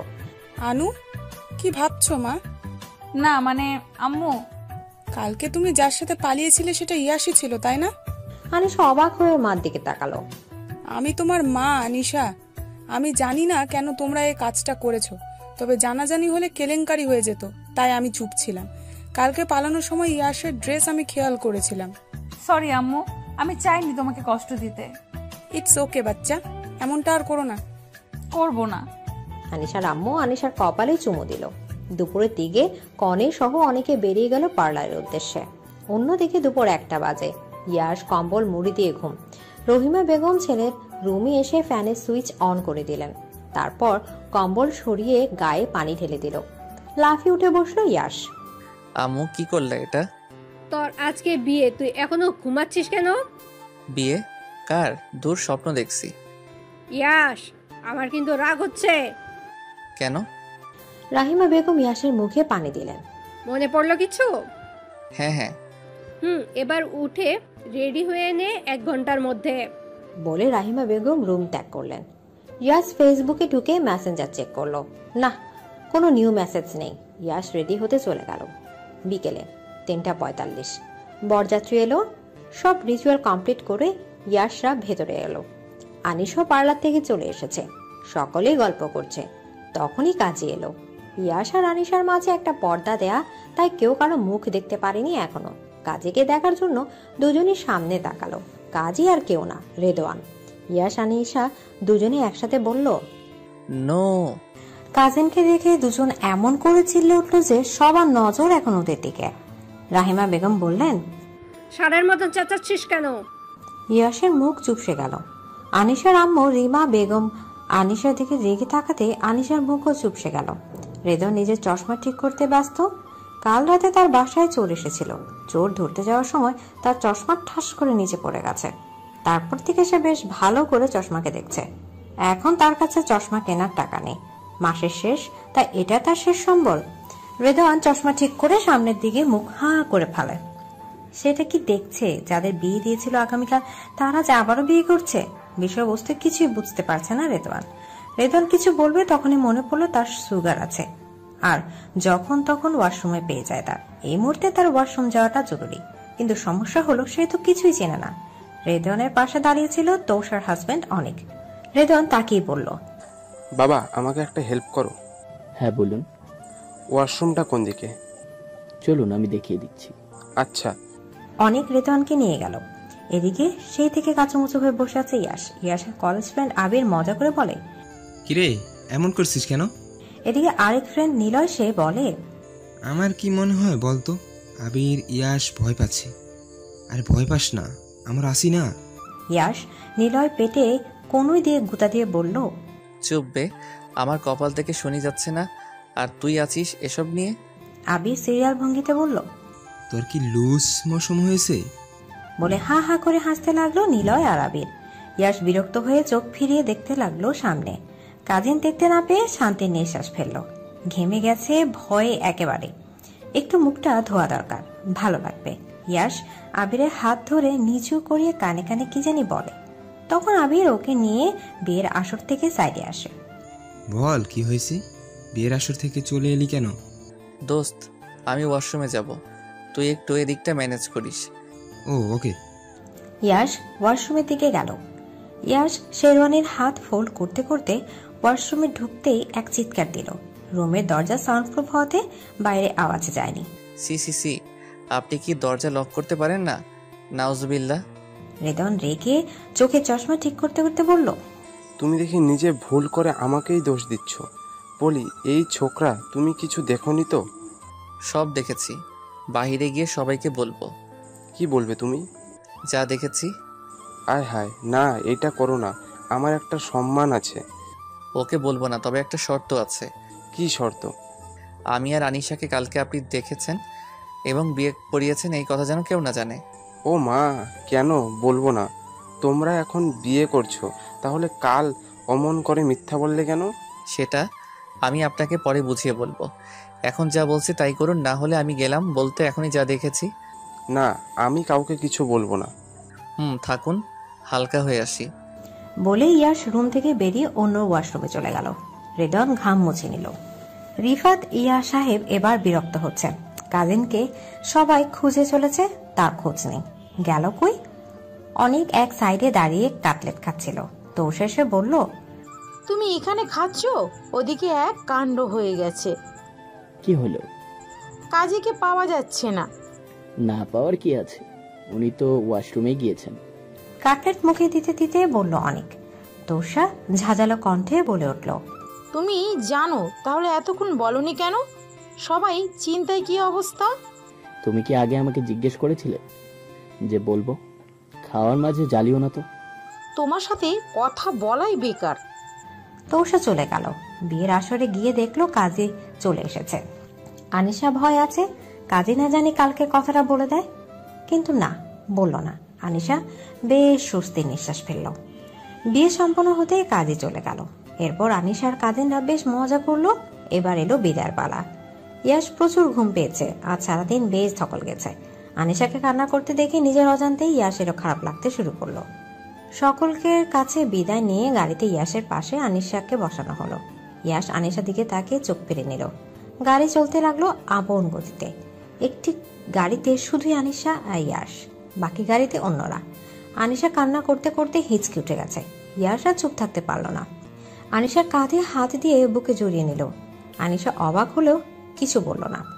ইয়াসদের বাড়িতে পৌঁছাতে পৌঁছাতে আনিশা ঘুমিয়ে গেল। ইয়াসদের বাসায় এসে গাড়ি থামতে সকলে এসে ভিড় করে নতুন বউ দেখতে। বাড়ি ভর্তি মেহমান। অনেক মানুষের হইচই শুনে আনিশার ঘুম ভেঙে গেল। চোখ খুলতে দেখলো ও ইয়াসের বুকে। তাড়াতাড়ি করে সরে গেল। ইয়াস শান্ত গলায় বলল, রিল্যাক্স, আমি কিছু মনে করিনি, গিল্টি ফিল করো না। এদিকে রহিমা বেগম সব নিয়ম কানুন মেনে আনিশাকে ভেতরে নিয়ে গেলেন। আনিশার পাশে মোহনা বসে আছে। মোহনার মন খারাপ, তবু হাসছে। বিষয়টা আনিশা খেয়াল করেছে। মোহন আনিশার হাত নিজের হাতের মুঠায় নিয়ে বলল, তুমি অনেক লাকি আনিশা, ইয়াশের মতো হাজবেন্ড পেয়েছো। আমার ভাই তোমার অনেক খেয়াল রাখবে। আনিশা উত্তরে হাসলো। এবার আনিশার সাথে দেখা করতে আসলো ইয়াশের দাদি ফাতেমা বেগম, যার জন্য বিয়েটা তাড়াতাড়ি করতে হয়েছে। নাহলে আনিশার এইচএসসির পরই বিয়েটা হতো। ফাতেমা বেগম অসুস্থ, তার শেষ ইচ্ছা ইয়াশের বিয়েটা দেখার। ফাতেমা বেগম অনেক আদর করেন আনিশাকে। আনিশাকে একজোড়া বালা পরিয়ে দেয় আর বলে, এটা এই চৌধুরী পরিবারের ঐতিহ্য। আমার শাশুড়ি আমাকে দিছিল, আমি আমার বৌমাকে দিছি, আর এটা তোমাকে দিলাম। চৌধুরী রানীরাই পায় এটা। এদিকে আনিশার বেশ অবাক লাগলো একটা বিষয়, তা হলো ফাতেমা বেগম একবারও মোহনার সাথে কথা বলল না। কারণটা বুঝলো না আনিশা। ফাতেমা বেগম আরো কিছুক্ষণ আনিশার সাথে গল্প করে ঘুরে গেলেন। উনি বেশিক্ষণ বসে থাকতে পারেন না, কোমরে টান অনুভব করেন। রাত 12টা 4। ফুলে সজ্জিত বিছানা বসে আছে আনিশা, ঘুমিয়ে ঢলে পড়ছে। ইয়াশকে আটকে দিয়েছে তার বন্ধুরা, তাই এখনো আসতে পারেনি। অবশেষে ইয়াশ এলো। এসে দেখে আনিশা ঘুমিয়ে ঢলছে। ইয়াশের পায়ের শব্দে তন্দ্রা ভাবটা কেটে যায় আনিশার। ও উঠে সালাম করে ইয়াশকে। ইয়াশ বলে, বিবিজান দেখি ভদ্র হয়ে গেছে। ইয়াসের মুখে বিবিজান কথাটা শুনে অবাক হলো আনিশা। ইয়াসের দিকে অবাক নয়নে তাকালো।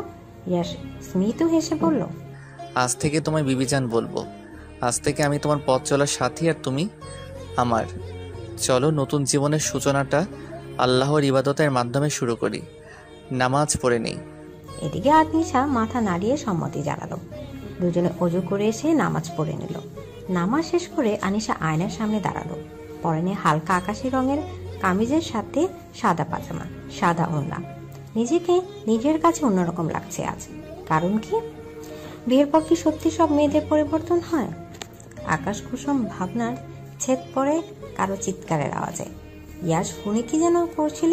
চিৎকারের আওয়াজে ইয়াস আনিশা দুজন একসাথে রুম থেকে বের হলো। চিৎকারের আওয়াজ এসেছে ইরফানের রূপ থেকে। দ্রুত সেখানে গিয়ে পা থমকে যায় আনিশার। মোহনার হাত থেকে রক্ত পড়ছে, নিচে পড়ে আছে ও। ইরফান রুমে এসে এই দৃশ্য দেখে চিৎকার করছে। মোহনাকে হাসপাতালে নিয়ে যাওয়া হয়েছে। অপারেশন থিয়েটারের সামনে পায়চারি করছে ইরফান। ইয়াস, রিশাদ চৌধুরী দুজনে বসে আছে। রিশাদ সাহেব হার্টের রোগী। বেশ চিন্তা করলে কিছু একটা হয়ে যেতে পারে ওনার। বেশ কিছুক্ষণ পর ওটি থেকে ডক্টর বের হলো। সকলে ছুটে এলো ডক্টরকে দেখে। ডাক্তার রাফির মাথা নিচু করে বললেন, I am sorry, she is no more. ডক্টরের বলাই কথা শোনার সাথে সাথে ইরফান ফ্লোরে বসে পড়ল। বড্ড ভালোবাসত মোহনাকে।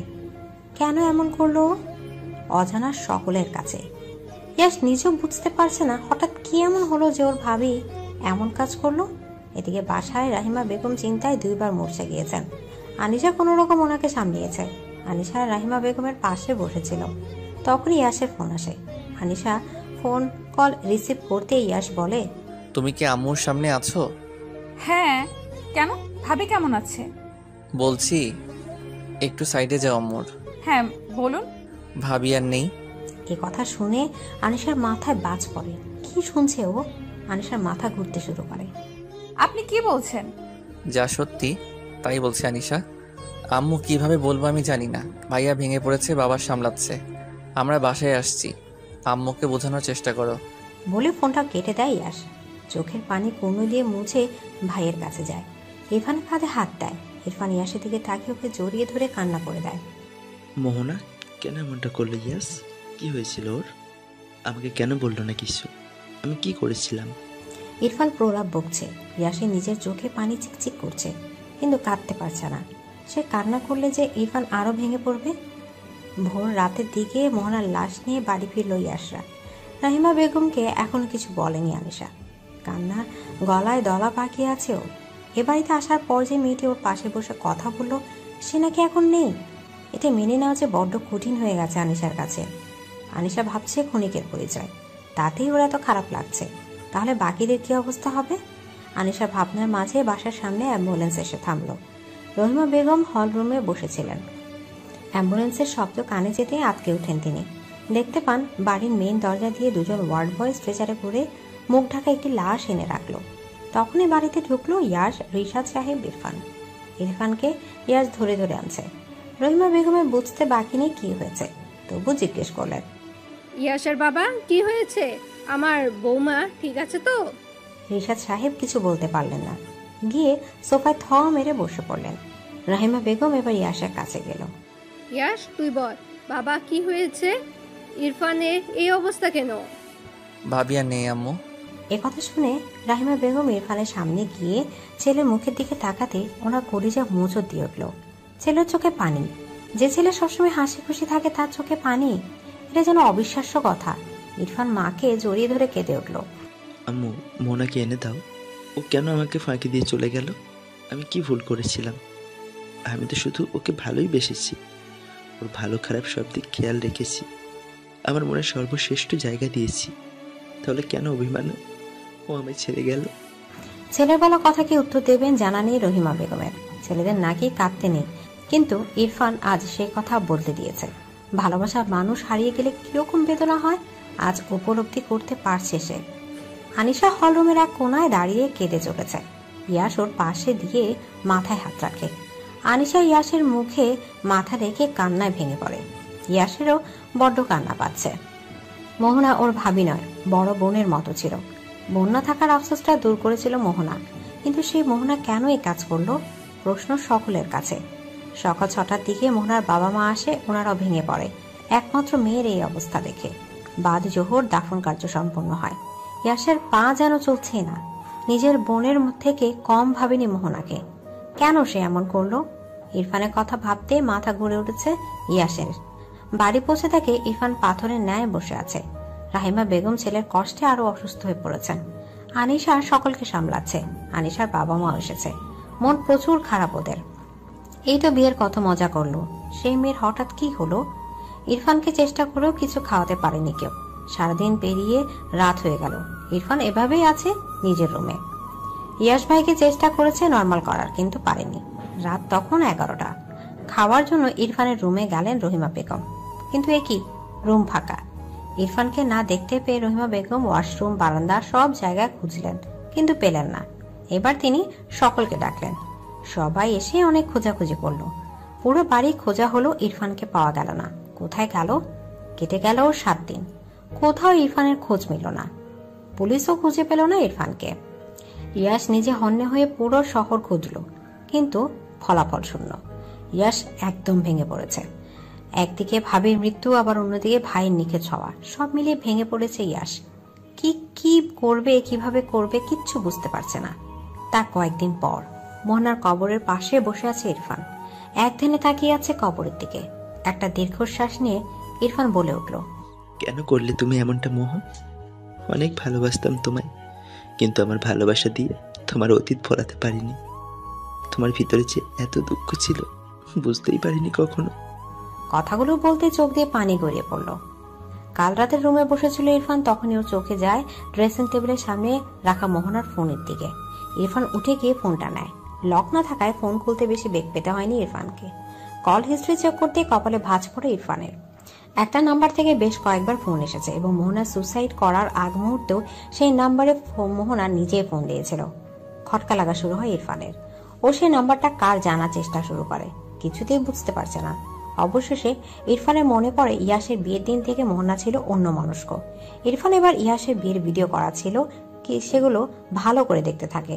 একসময় দেখে মোহনা কোথায় যেন চোখ মুছতে মুছতে দৌড়ে চলে যাচ্ছে, তাও বিয়ের সময়। এবার ইরফান শিওর হয় বিষয়টা জটিল। দেরি না করে বের হয়ে পড়ে সত্যি উদ্ঘাটন করতে। ইরফান যায় সেই কমিউনিটি সেন্টারে যেখানে ইয়াস আনিশার বিয়ে হয়েছে। ইরফানের চেনা পরিচিত বলে অত রাতে গিয়ে কোনো সমস্যা পড়তে হয়নি। ইরফান গার্ডকে বলে বিয়ের দিনে সিসিটিভি ফুটেজ দেখাতে।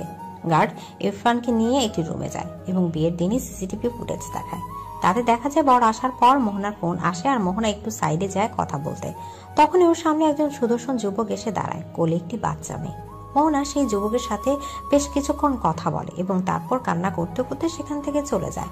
তারা কি কথা বলেছিল এটা শোনা যাচ্ছিল না। ইরফান ফুটেজটা নিয়ে যায় ওর বন্ধু সাকিবের বাসায়। রাত তখন 1:30। সাকিব ইরফানের কলেজ লাইফের বন্ধু। ইরফান সাকিবের বাসায় যেতেই সাকিব বলল, কি হয়েছে ভাই, সব ঠিক আছে তো? কিছু ঠিক নেই আমার, তোর সাহায্য প্রয়োজন। কি হয়েছে বল। তুই তো একজন থট স্পেশালিস্ট। হ্যাঁ। এই ভিডিওটা দেখ, ওরা কি কথা বলছে সেটা আমাকে বল। ঠিক আছে। সাকিব দেখলো এবং বুঝলো। মুখ কালো করে ইরফানের দিকে তাকালো। ইরফান জিজ্ঞেস করলো, কি হয়েছে বল। ভাবির একটা পার্স ছিল। কি পাস্ট? ভাবি একজনকে ভালোবাসতো, কিন্তু সে ভাবিকে ভালোবাসেনি। বুঝিয়ে বল। ভাবির ফোনে কল আসায় ভাবি সাইডে যায়, আর তখন যে ছেলেটার সাথে দেখা হয় সে ভাবির প্রাক্তন। তাকে বাচ্চা কোলে অবস্থায় দেখে ভাবি জিজ্ঞেস করে, কেমন আছো? ছেলেটি উত্তরে বলে, ভালো। কথায় কথায় ভাবি বলে, ভালোই তো আছো, সুখে আছো। ছেলেটা এখন হেসে বলে, হ্যাঁ তা তো থাকবই, আমার বউ আমার সব কিছু, আমার মেয়ে আমার পৃথিবী। একথা শুনে ভাবির চোখ ভিজে আসে।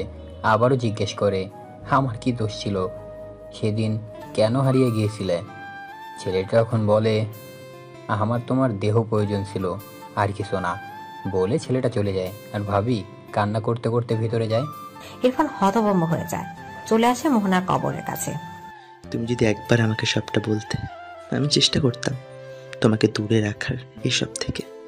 আমি কি এত বছরে তোমার কাছে কেউ হতে পারিনি?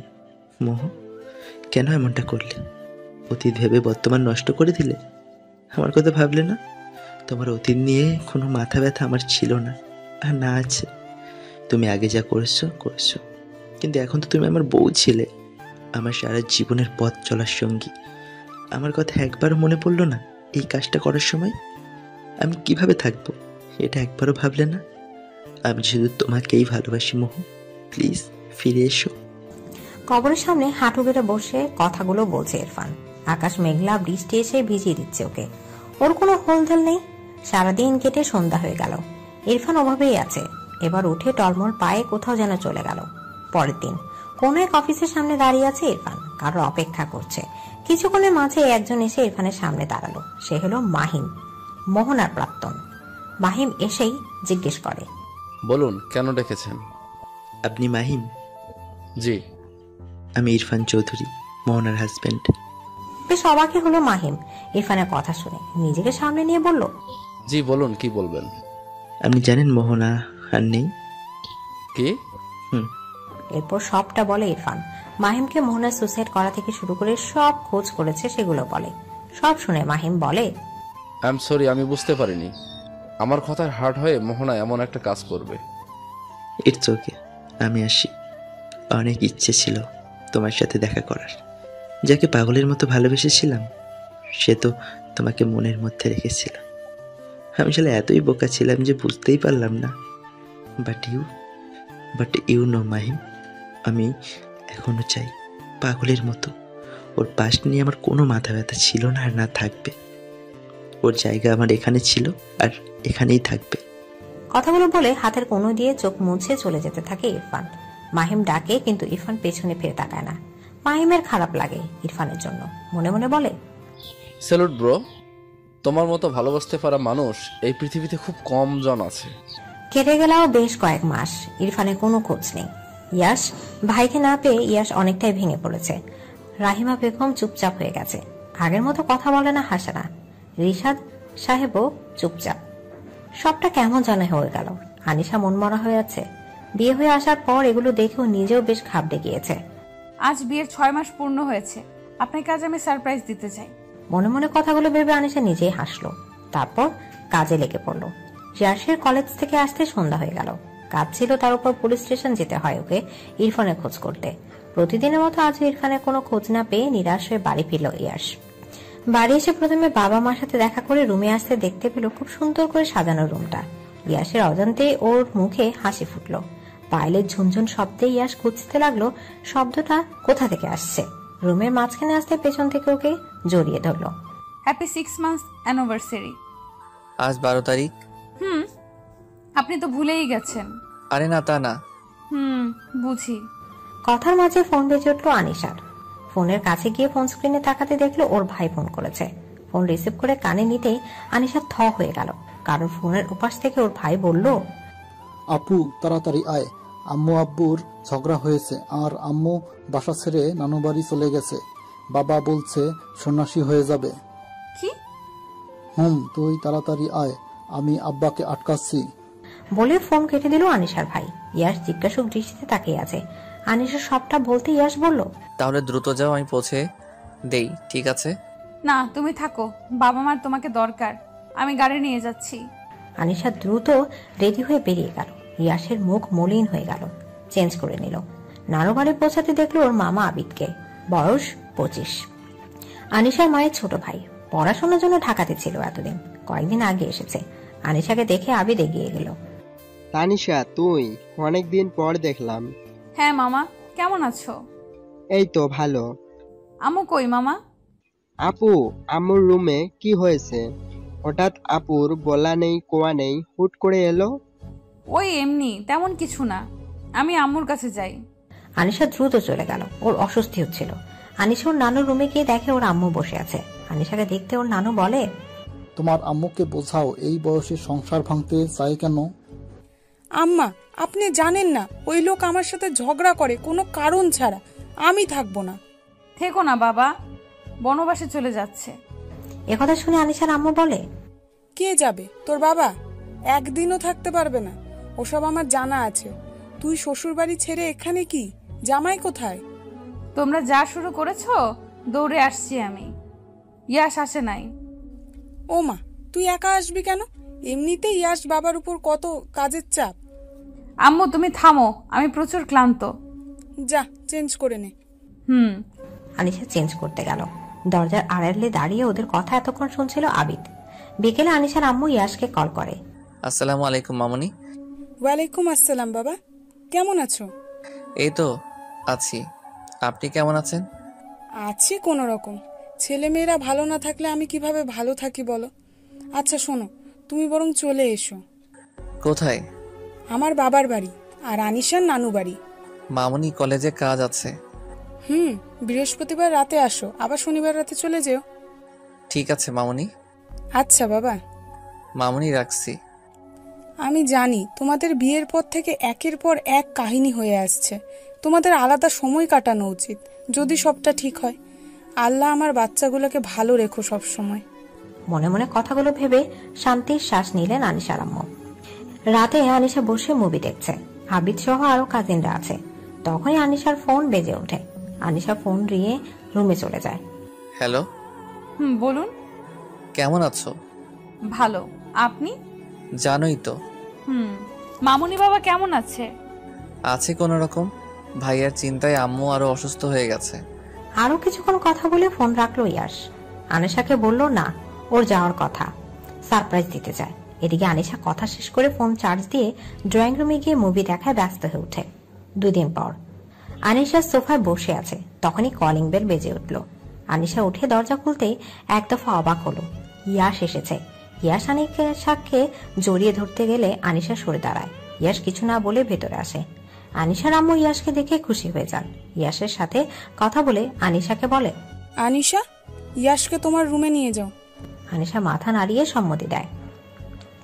রাত 11:54। আনিশা চুপ করে বেডে বসে আছে। সোফায় ইয়াশ বসে আছে, আনিশার দিকে তাকিয়ে আছে। আনিশা, কি হয়েছে বলবে? কি হবে? তোমাকে অন্যরকম লাগছে। কই? আচ্ছা বাদ দাও, চলো কালকে বাসায় যাই। কোন বাসায়? আমার তোমার বাসায়। আমি ওই বাসায় আর যাব না। হোয়াট? কেন? দেখুন, আমি আপনার সাথে থাকবো না, আমি ডিভোর্স চাই। সব সম্পর্কের একটা বাঁধন থাকে, কিন্তু আমাদের নেই। বিয়ের পর থেকে একটার পর একটা প্রবলেম। আমি আর পারছি না ইয়াশ, প্লিজ আপনি আমাকে মুক্তি দিন। আমারও জীবন, আমি পারছি না এইভাবে থাকতে। আনিশার কথা ইয়াশ থ হয়ে গেছে। আনিশার দিকে কিছুক্ষণ তাকিয়ে থেকে মেকি হাসলো ইয়াশ। আসলেই তো তোমার কি দোষ, সব আমার ভাগ্য। ঠিক আছে, তুমি যা চাও তাই হবে। বলে শার্ট চেঞ্জ করে রুম থেকে বেরিয়ে গেল ইয়াশ। আনিশা মাথা ধরে বসে আছে। এভাবে ঘুমিয়ে পড়ে এক সময়। তখন আবিদ রুমে প্রবেশ করে।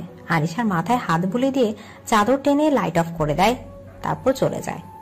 15 দিন পর সারা রাত কেটে ভোরের আলো ফুটতে শুরু করেছে ধরনীর বুকে। নতুন ভোর, নতুন আলো। কিন্তু কেউ একজন রাস্তার এক সাইডে বসে আছে।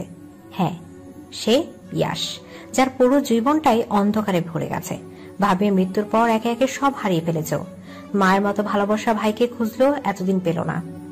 আবার আজ নিজের অর্ধাঙ্গিনীর মুখে বিচ্ছেদের কথা যেন আরো ভেঙে দিয়েছে ইয়াশকে। সারা রাত রোড সাইডে বসেছিল, মাথায় কিচ্ছু নেই। এভাবে মানুষ চলতে পারে না, মানসিক রোগী হয়ে যাচ্ছে ও। ইয়াশ জানে না কি আছে ওর কপালে। কিন্তু কয়েকদিন ধরে রাস্তায় ঘুরেই কেটেছে দিন।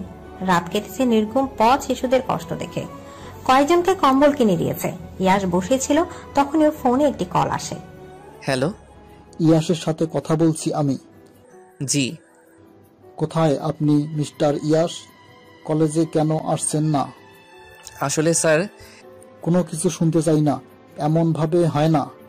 আপনাকে আর কলেজ আসতে হবে না, আপনার চাকরিটা নেই।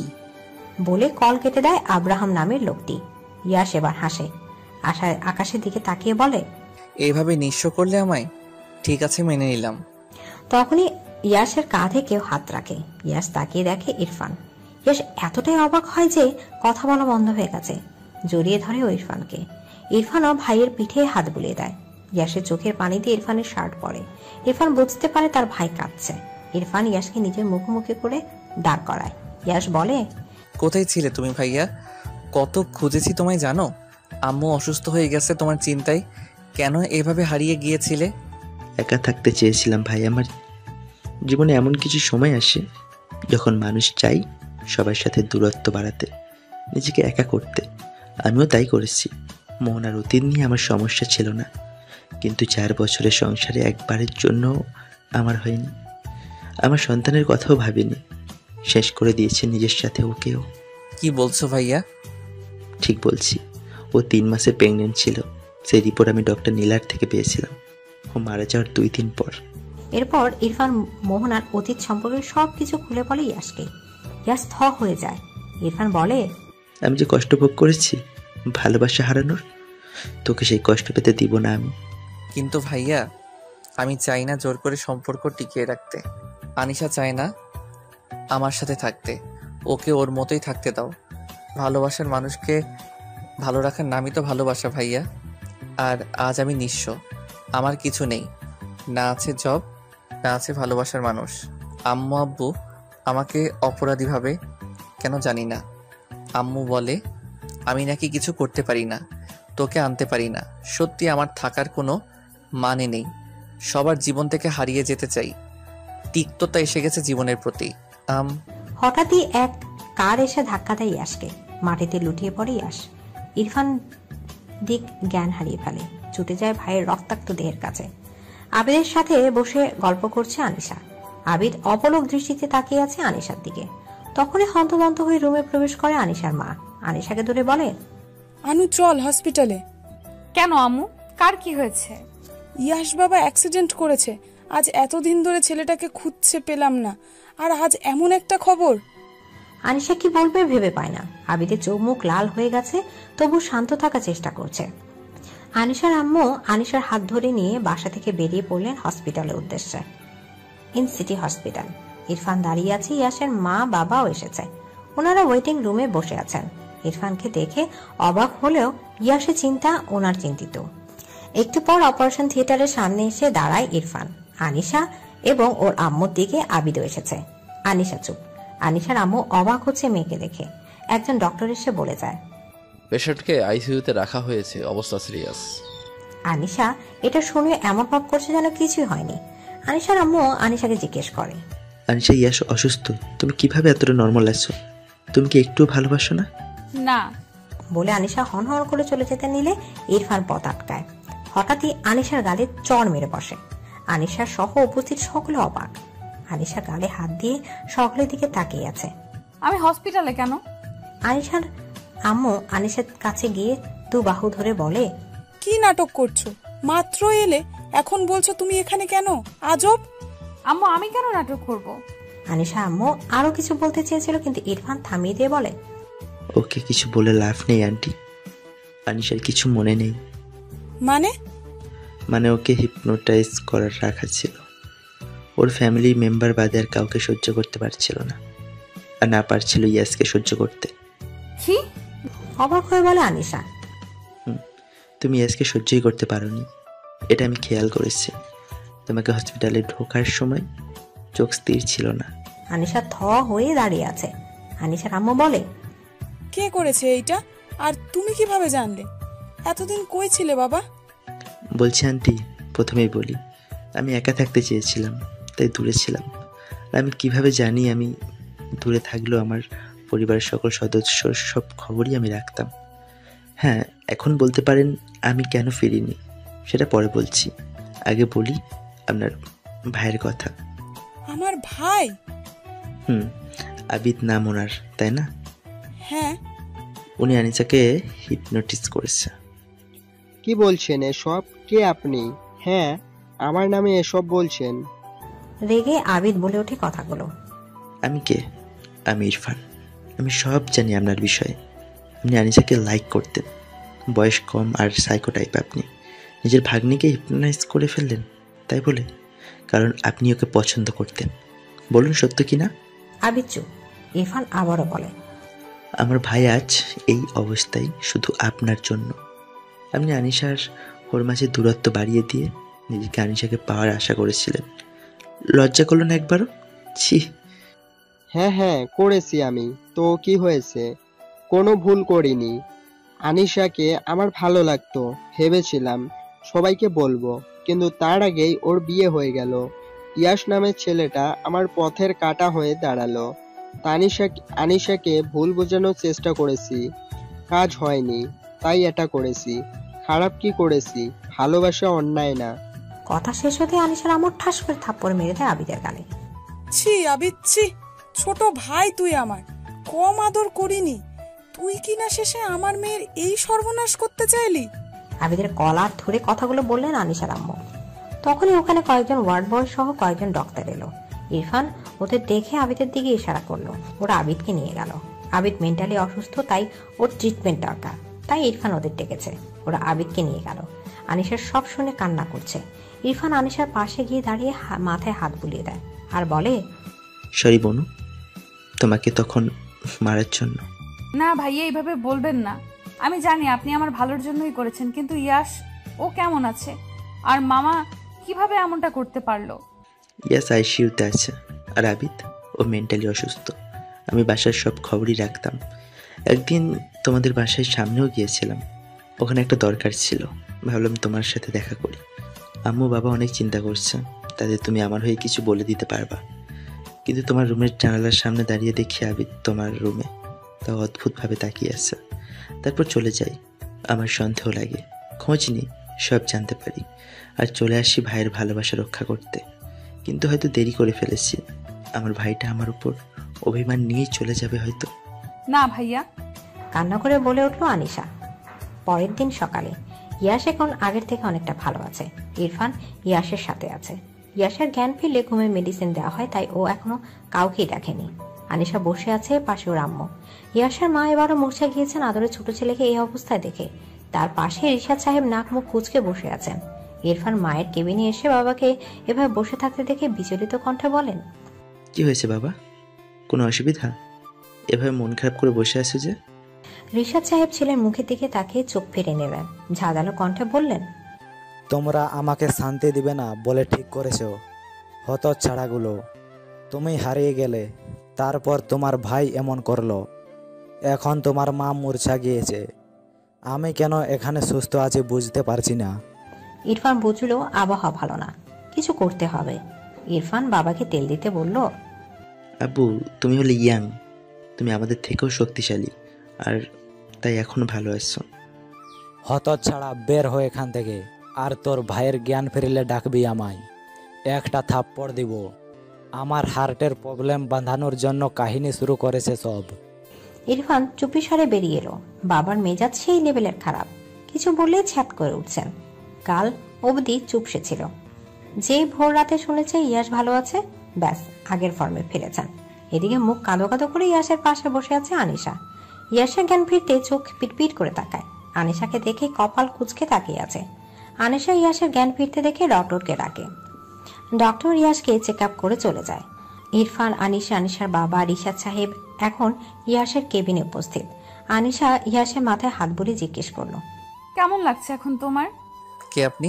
ইয়াশের প্রশ্নে সকলের কপালে ভাঁজ পড়ল। তুমি আমায় চিনতে পারছো না? আব্বু দেখো, এই মহিলা আমায় তুমি করে বলছে। আনিশা মুখ কাঁদো কাঁদো হয়ে গেছে। রিশাদ সাহেব বুঝতে পারছেন না তার ছেলে কেন নিজের বউকে চিনতে পারছে না, তাজ্জব ব্যাপার। ইরফান ডক্টরকে ডেকে আনলো। ডক্টর জানালো, ওনার মাথায় আঘাত লেগেছে, আর তাই মেমোরি লস হয়েছে, যাকে বলে short time memory loss. Recent হওয়া এই বিষয়গুলো উনি ভুলে গেছেন বলে ডাক্তার রুম থেকে বেরিয়ে যায়। রিশাদ সাহেব মাথায় হাত দিয়ে কেবিনে থাকা সোফায় বসে পড়েন। ইরফান কি বলবে ভাবছে, কারণ তার মা এই কথা শুনলে আবারও জ্ঞান হারাবেন। আনিশা আর পারল না, শব্দ করে কেঁদে উঠল। রিফাত সাহেব মেয়েকে সান্ত্বনা দিচ্ছেন, আর ইয়াশ ফেলফেল করে তাকিয়ে আছে। আনিশা কাঁদতে কাঁদতে বলছে, এটা কেমন কথা বাবা? বিয়ের পর 6 মাস সংসারই করতে পারলাম না, এখন সবটা ঠিক হলো আর এনি এভাবে সব ভুলে গেল? ইয়াশ রিহাত সাহেবের দিকে তাকিয়ে বলে, বাবা এই মহিলাকে যেতে বলো, ফ্যাস ফ্যাস করে কাঁদছে শুধু। আমার রাগ লাগে মেয়েদের ন্যাকা কান্না দেখলে। আনিশা কান্না থামিয়ে বলল, আপনি আমায় মহিলা বলছেন কেন? আমি এখনো মহিলা হইনি, আর নিজের বউকে চেনেন না, আর কি দেখতে হবে আমায়? এই জন্যই বিয়ে করতে চাইনি। ইয়াশ ভাবুক ভঙ্গিতে বলল, আমি আপনাকে বিয়ে করিনি তো। এদিকে আনিশা আবারও জোরে কেঁদে উঠল। ইরফান কি করবে ভাবছে, কারণ এর মধ্যে নার্স এসে বলে গিয়েছে রাহিমা বেগমের জ্ঞান ফিরেছে এবং সেই ইয়াশের সাথে দেখা করতে চায়। রিশাদ সাহেবের পাশে গিয়ে ইরফান বলল, বাবা আম্মুর জ্ঞান ফিরেছে। রিশাদ সাহেবের অদ্ভুত দৃষ্টিতে তাকালেন ছেলের দিকে, যেন সে এক অদ্ভুত কথা বলেছে। হঠাৎই ইয়াশ বলল, আম্মু। সকলের দৃষ্টি এখন রাহিমা বেগমের দিকে। রাহিমা বেগম ইয়াসের কাছে এসে ছেলেকে জড়িয়ে ধরলেন। ইয়াসও মাকে জড়িয়ে ধরে। রাহিমা বেগম কান্না জড়িত কণ্ঠে বলেন, আমাকে মাফ করে দে বাবা, অনেক কথা বলেছি, আমি ভুলেই গিয়েছিলাম।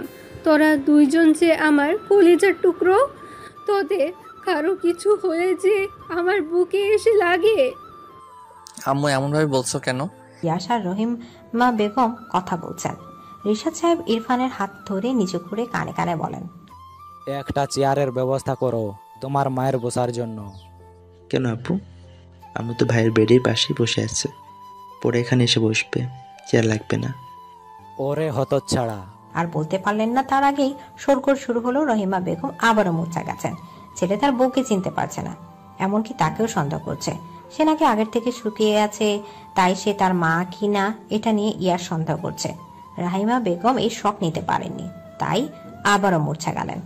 ইরফান অসহায়ভাবে বাবার দিকে তাকালো। রিশাদ সাহেব ঝাঁঝালো কণ্ঠে বলেন, বলেছিলাম না আমি। 15 দিন পর আজ ইয়াসকে বাসায় আনা হয়েছে। সবই ঠিকঠাক, তবে রাহিমা বেগম মুখ ভার করে আনিশাকে নিয়ে ড্রয়িং রুমে বসে আছেন। আনিশা ভাবছে এ কেমন জামাই হলো তার, নিজের বউকে ভুলে গেল, কি সাংঘাতিক কথা। ইয়াস এসে রুমে গিয়ে দরজা দিয়েছে। রিশাদ সাহেব মনোযোগ দিয়ে পেপার পড়ছেন। ইরফান কফির মগ হাতে নিয়ে গার্ডেনের দিক থেকে আসতেই সবাই এভাবে বসে থাকতে দেখে ভ্রু কুচকে ফেলে। ভাবি কেউ কোনো জবাব দেয় না। রিশাদ সাহেব বলল, বাড়িটা সার্কাস হয়ে গেছে, এখন আরো কি কি দেখবো কে জানে। ইরফানের হাসি পেল, তবু কন্ট্রোল করলো। রাহিমা বেগম বললেন, তুমি এসব রাখো। আমার কথা হলো, ডাক্তারকে কেন কিছু বললে না? ওই ডাক্তার কিছু করেছে, না হলে আমার ওমন ভোলা ভালার ছেলে এভাবে বউ আর মাকে কেন ভুলবে? তোমার কি মনে হয় ইয়াসের মা আমি কোনো ষড়যন্ত্র করেছি? করতেই পারো, ছেলে মা পাগল কিনা তোমার তো সহ্য হয় না, তাই বলে এই মাসুম বৌমাটার কথা ভাববে না? ইরফান কপাল চাপড়ালো। কেন এসে কথা বললো? এখন এরা ঝগড়া শুরু করে দিয়েছে। যদিও ভালোই লাগছে, বাড়িটা আগের মতো হয়ে গেছে। বিকেল 5টা। ইয়াস ঘুম থেকে উঠে এসে দেখে সবাই ঘুম। আনিশা সোফায় বসে মুভি দেখছে। ইয়াস এসে ওকে বলে, এই যে আপু, আমায় খাবার বেড়ে দিন তো। এদিকে আনিশা একবার ইয়াসের দিকে তাকালো, তারপর পাশে রাখা নিজের ফোন স্ক্রিনে নিজেকে একবার দেখে নিল। না, তাকে তো আপু বা মহিলা এমনটা লাগছে না। তাহলে কেন ইয়াস তাকে বারবার এমন করে বলছে? দুঃখী দুঃখী মুখ নিয়ে গেল খাবার গরম করতে। ইয়াস খাচ্ছে, আনিশা পাশে বসে আছে। একটু পর নাক টেনে কান্না করছে। ইয়াস খাবার রেখে আনিশার দিকে তাকিয়ে বলল, আপনি কি ছ্যাঁকা খেয়েছেন আপু? আপনার বয়ফ্রেন্ড আপনাকে ছেড়ে গেছে, তাই এভাবে কাঁদছেন? আনিশা ছ্যাত করে উঠলো ইয়াসের কথায়। লজ্জা লাগে না? হ্যাঁ, নিজের বউকে চিনেন না? আমি বিয়ে করিনি তো। আর যদি আপনি আমার বউ হতেন, তুমি করে বলতেন আপনি না, তাই না? কি খাচ্চর আপনি! হসপিটালে তুমি বলছিলে বলে কম কথা শোনাননি। আমি বুঝে গেছি আমাকে দিয়ে সংসার হবে না। আনিশা উঠে চলে গেল। ইয়াস একটা দীর্ঘশ্বাস ছেড়ে বলল, নারীমা নিয়ে এক অদ্ভুত চরিত্র। আমি ভালো কথা বলেছিলাম আর আমাকে ঝাড়ি দিল। ভালো মানুষের দাম নেই সমাজে। বলে খাবার মনোযোগ দিল ইয়াস। রাতে খাওয়া দাওয়া শেষে যে যার রুমে ঘুমাতে গেছে। আনিশাও ইয়াসের রুমে এসে কাবার থেকে একটা গোলাপি রঙের 2 পিস নিয়ে চেঞ্জ করতে গেল। ইয়াস বারান্দায় তখন। চেঞ্জ করে এসে দেখে ইয়াস শুয়ে পড়েছে। আনিশা লাইট অফ করে ইয়াসের পাশে গিয়ে শুয়ে পড়ে। রাত প্রায় 3:30টার কাছাকাছি। তখন এক চিৎকারে লাফিয়ে ওঠে আনিশা। ইয়াস অবাক হয়ে ওর দিকে তাকিয়ে আছে। আনিশা জিজ্ঞেস করে, কি হয়েছে, চেঁচাচ্ছেন কেন এত রাতে? আপনি তো আপু সুবিধার না, এত রাতে আমার রুমে কেন? আমার সব কেড়ে নিতে এসেছেন? ছি ছি, পুরুষ নির্যাতন আইন নেই বলে এভাবে আপনি আমার রুমে আসবেন? এদিকে আনিশা তবদা খেয়ে গেছে ইয়াসের কথা শুনে। এটা কি বললো এই লোক? আনিশা বলে, আপনি তো আচ্ছা বদলোক। হ্যাঁ, বউ আমি আপনার, এত অপবাদ একদম দিবেন না। আর যদি একটা আওয়াজও করেছেন তো সত্যি আপনার সব কেড়ে নেব, বদলোক একটা। আনিশা কথাগুলো বলে পাশ ফিরে শুয়ে পড়ে। ইয়াস মনে মনে বলল, মেয়ে মানুষ ভালো না, কথায় কথায় ছ্যাত করে উঠে। ঘুমিয়ে পড়েও। পরদিন সকাল 9টা বাজে। আনিশা দরজার পাশে ওয়েট করছে কখন ইয়াস বাসায় ঢুকবে আর ওর হাতে থাকা লাঠি দিয়ে ওর মাথায় বাড়ি দেবে। আনিশা শুনেছে আঘাত লাগার স্থানে আবারও আঘাত পেলে স্মৃতি ফিরে আসার সম্ভাবনা আছে। ইয়াস 7টায় উঠে জগিং করতে গিয়েছে। ফেরার সময় প্রায় হয়ে গেল। আনিশা দরজার বাইরে উকি দিয়ে দেখলো একটা ছায়া এদিকে আসছে। আনিশা বিসমিল্লাহ বলে দিল একবারই, তারপর যা দেখলো তাতে তার মাথা ঘুরে গেল। আনিশা যাকে বাড়ি মেরেছে সে আর কেউ নয়, রিশাদ সাহেব। আনিশা কি করবে ভেবে পায় না। রিশাদ সাহেব ওকে দেখার আগে দৌড়ে রুমে চলে যায়। এদিকে রিশাদ সাহেবের মাথা আলু হয়ে গেছে। কিছুক্ষণ পর রাহিমা বেগম দেখি সন্দেহ গলায় বলেছে, কাকে টিস করতে গিয়ে গগন ধোলাই খেয়ে এসেছো? রিহাদ সাহেবের মেজাজ খারাপ হয়ে গেছে। মাথায় বরফ ধরে বসে আছেন, চুপ করে আছেন। এখন কথা বলে কথা বাড়াতে উনি চান না। ইয়াস এসেছে একটু পরে। আনিশা হলরুমে আসতে রাহিমা বেগম বলে উঠল, দেখো বৌমা, এই বয়সে বোধ হয় আমার কপাল পুড়বে। কিছু বুঝতে পারছি না, হে লোক কি চায়, অসভ্য। রিশাদ সাহেব দাঁত কিরমির করে বলেন, একদম বাজে কথা বলবে না রহিমা। অন্যায় করে আবার আমাকেই ধমকাচ্ছ? রাহিমা বেগম বকবক শুরু করলেন। আনিশা স্বস্তির শ্বাস নিল, যাক কেউ ওকে ডাকেনি, পরে শ্বশুর মশাই থেকে মাফ চেয়ে নিবে। 2 মাস পর ইয়াস এখন পুরোপুরি সুস্থ। সবাই চিনতে পেরেছে, কিন্তু আনিশাকে চেনে না। আনিশাকে আপু বলে, আর আনিশা তেলে বেগুনে জ্বলে ওঠে। এমনই একদিন আনিশা ড্রয়িং রুমে বসে রাহিমা বেগমের সাথে গল্প করছিলেন। তখনই কলিং বেল বাজে। আনিশা দরজা খুলে দিতে একটি মাঝবয়সী মেয়ে দৌড়ে গিয়ে ইয়াসকে জড়িয়ে ধরে। আনিশা থ হয়ে তাকিয়ে আছে। ইয়াস অবাক হয়েছে। মেয়েটি ইয়াসকে বলে, মিস ইউরে কতদিন দেখি না, তোকে ভাবনিস বেশি, আগে কল দিতি, এখন তাও দিস না, ঢং। ইয়াস কিছু বলতে যাবে তার আগে একটা ঝাড়ু এসে সামনে পড়ে ওর। ইয়াস সহ মেয়েটি তাকিয়ে দেখে আনিশা হাতে আরো 2টা ঝাড়ু নিয়ে দাঁড়িয়ে আছে। আমার জামাইয়ের থেকে সরে যাও পেতনি। সাহস কিভাবে হয় ওর সাথে চিপকে থাকার? ও আমাকে চেনে না বলে যা ইচ্ছা তাই করবে তুমি? সর। বলে ঝাড়ু নিয়ে তেড়ে গেল মেয়েটি ইয়াসের পিছে লুকিয়ে পড়ে। রহিমা বেগম থামতে বলেছেন, কিন্তু আনিশা শুনছে না। আনিশা মেয়েটির পিছু ঝাড়ু নিয়ে ছুটতে লাগলো। এক সময় পুরো হল রুম দৌড়ে চলেছে তারা। মেয়েটির পিছে ঝাড়ু হাতে আনিশার সমান তালে দৌড়। আনিশা দৌড়াতে দৌড়াতে হঠাৎ এক টান অনুভব করলো। ইয়াস ওকে টান দিয়ে নিজের কাছে নিয়েছে। রিল্যাক্স, কিভাবে ছুটছো, পড়ে যাবা। গেলে কার কি? হ্যাঁ, ওই পেতনিকে আমি মেরে ফেলবো। বলে আনিশা ইয়াসকে ছাড়িয়ে আবারও দৌড়। মেয়েটি ইয়াসের পিছে গিয়ে লুকিয়ে পড়ে। আনিশা ওর মাথায় ঝাড়ু দিয়ে বাড়ি দিতে গেলেই মেয়েটি ইয়াসের পিছের দিকে সরে যায়, আর বাড়ি লাগে ইয়াসের মাথায়। আনিশা নিজেও হা হয়ে যায়, এটা কি করে ফেললো ও? ইয়াস ততক্ষণ জ্ঞান হারিয়েছে। রাহিমা বেগম ইয়াসের দিকে ছুটে গেল। মেয়েটি যেতে নিলে আনিশা বাধা দিল। আনিশা পানি নিয়ে গিয়ে ইয়াসের মুখে দিল। ইয়াসের জ্ঞান ফিরল। জ্ঞান ফিরতেও বলল, আনিশা তুমি এভাবে ঝাড়ু হাতে দাঁড়িয়ে আছো কেন? আনিশা কি বলবে ভেবে পায় না। হাত থেকে ঝাড়ু ফেলে ইয়াসকে গিয়ে জড়িয়ে ধরে। আপনি ঠিক হয়ে গেছেন? আমি কত অপেক্ষা করতাম আপনি কবে আমায় চিনতে পারবেন তার জন্য। আমি ভাবিনি আপনি আমায় আবার চিনতে পারবেন। রাহিমা বেগম মেয়েটির হাত ধরে ওখান থেকে চলে যান। ইয়াস আনিশাকে বলে, আমি তো তোমায় রোজ আনিশা বলে ডাকতাম, তুমি ঘুমিয়ে যাওয়ার পর। আনিশা অবাক চোখে ইয়াসকের দিকে তাকিয়ে আছে। তার মানে আপনি ঠিক হয়ে গিয়েছেন আগেই? আগের মাসে ডক্টর দেখিয়ে ফেরার সময় একটা কার অ্যাক্সিডেন্ট হতে দেখায়, ওইখানে সব মনে পড়ে যায় আমার, কিন্তু প্রকাশ করি না। আমি দেখতে চেয়েছিলাম তুমি আমার কতটুকু ভালোবাসো। আপনি খুব খারাপ। বলে ইয়াসের বুকে মুখ লুকিয়ে ফেলে আনিশা। ইয়াস বলে, যাকে তুমি ঝাড়ু দিয়ে পিটাতে চাইছিলে সে তোমার ননদ, আব্বুর ছোট ভাইয়ের মেয়ে নাফিসা। একথা শুনে আনিশা জিভে কামড় দেয়। ইস, কি কাণ্ডটাই না করলো সে। রহিমা বেগম অবশ্য রাগ করেননি আনিশার উপর। নিজের স্বামীর সাথে কাউকে এমন ভাবে দেখলে এমনটাই করা উচিত বলে তিনি মনে করেন। 2 বছর পর এখন সব বদলে গিয়েছে। ইয়াস এখন ফ্যামিলি বিজনেসে জয়েন করেছে। ইরফান আর বিয়ে করেনি। রাহিমা বেগম এখন কাঁথা সেলাই করেন অবসর সময়, কারণ সামনে তার নাতি নাতনি আসতে চলেছে। আনিশা প্রেগনেন্ট। আনিশা তো সারাদিন বসে বসে বোর হয়। ইয়াসকে ফোন দিয়ে বকে ইয়াস হাসে, তাতে আনিশার আরো রাগ ওঠে। কদিন আগেই একদিন রাতে আনিশার ঘুম আসছিল না, পা জ্বালা করছিল। ইয়াস ঘুম ছিল। আনিশা এক চিৎকার দিয়ে কেঁদে ওঠে। ইয়াস লাফিয়ে ওঠে। কি হয়েছে বউ, কাঁদছো কেন? ইয়াস আর কয়েকবার জিজ্ঞেস করতে আনিশা বলে, আমি যদি মরে যাই তাহলে খবরদার আর বিয়ে করবে না। আমি অত মহান না যে আপনাকে শেয়ার করব। বলে আবারও কান্না করে। এদিকে ইয়াস বেকুলের মতো তাকিয়ে আছে ওর দিকে। তুমি এই জন্য এত রাতে কাঁদছো? ওরে পাগলি, আমি শুধু তোমাকেই ভালোবাসি। কেন তুমি এমন ভাবছো যে তোমার কিছু হবে?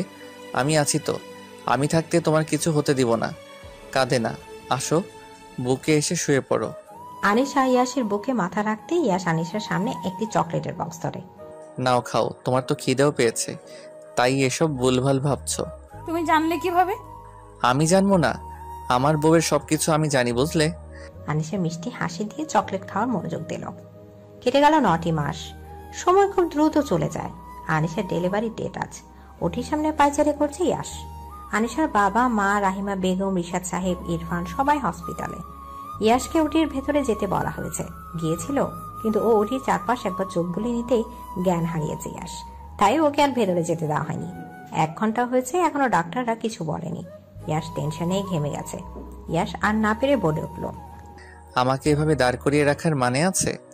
আমি ভিতরে যাব, বউকে দেখব। টেনশনে পাগল হয়ে যাচ্ছি। মায়ের মতো মূর্ছা গিয়েছো একবার, আবার যেতে চাও? চুপচাপ বসো, ডক্টর বের হলে কথা বলবা। ইয়াশ তবু নিজের মনকে শান্ত করতে পারল না। কিছুক্ষণ পর নার্স তোয়ালে দিয়ে পেঁচিয়ে 2টো ফুটফুটে বাচ্চা নিয়ে এলো।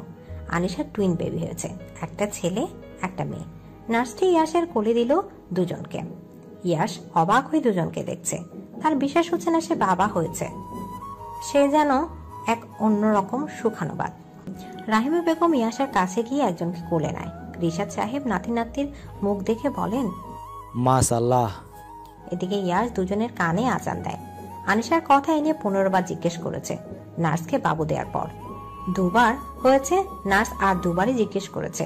নার্স একই কথা বলেছে, আপনার ওয়াইফ ভালো আছেন, কিছুক্ষণ পর বেডে দেওয়া হবে, তখন কথা বলতে পারবেন না। আনিশাকে বেডে দেওয়ার কিছুক্ষণ পর জ্ঞান ফেরে। আনিশার পাশে বাবুদের রেখে সবাই বেরিয়ে যায় কেবিন থেকে। ইয়াশ থেকে যায়। ইয়াশ আনিশার কপালে ঠোঁট ছুঁয়ে বলে, ধন্যবাদ ওয়াইফ, আমাকে পূর্ণ করে দেওয়ার জন্য। আনিশা উত্তরে মিষ্টি হাসে, বলে, আর যদি আমার কিছু হয়ে যেত তাহলে ওদের আপনার একা মানুষ করতে হতো। হুশ, এসব বলবে না, কিছু হবে না। অনেক বাধা পেরিয়ে এক হয়েছি আমরা, আল্লাহ আমাদের আলাদা করবেন না। তোমাতেই সীমাবদ্ধ আমি, তোমার কিছু হতেই পারে না, এমন কথা আর বলবে না। আনিশা কিছু বলে না। ইয়াশ বাবুদের সাথে খেলছে। আনিশা মন ভরে দেখছে। এ যেন নতুন এক ইয়াশ। এখন থেকে হেসে খেলে আনন্দে কাটবে ওদের জীবন। অনেক বাধা পেরিয়ে এক হয়েছে ওরা।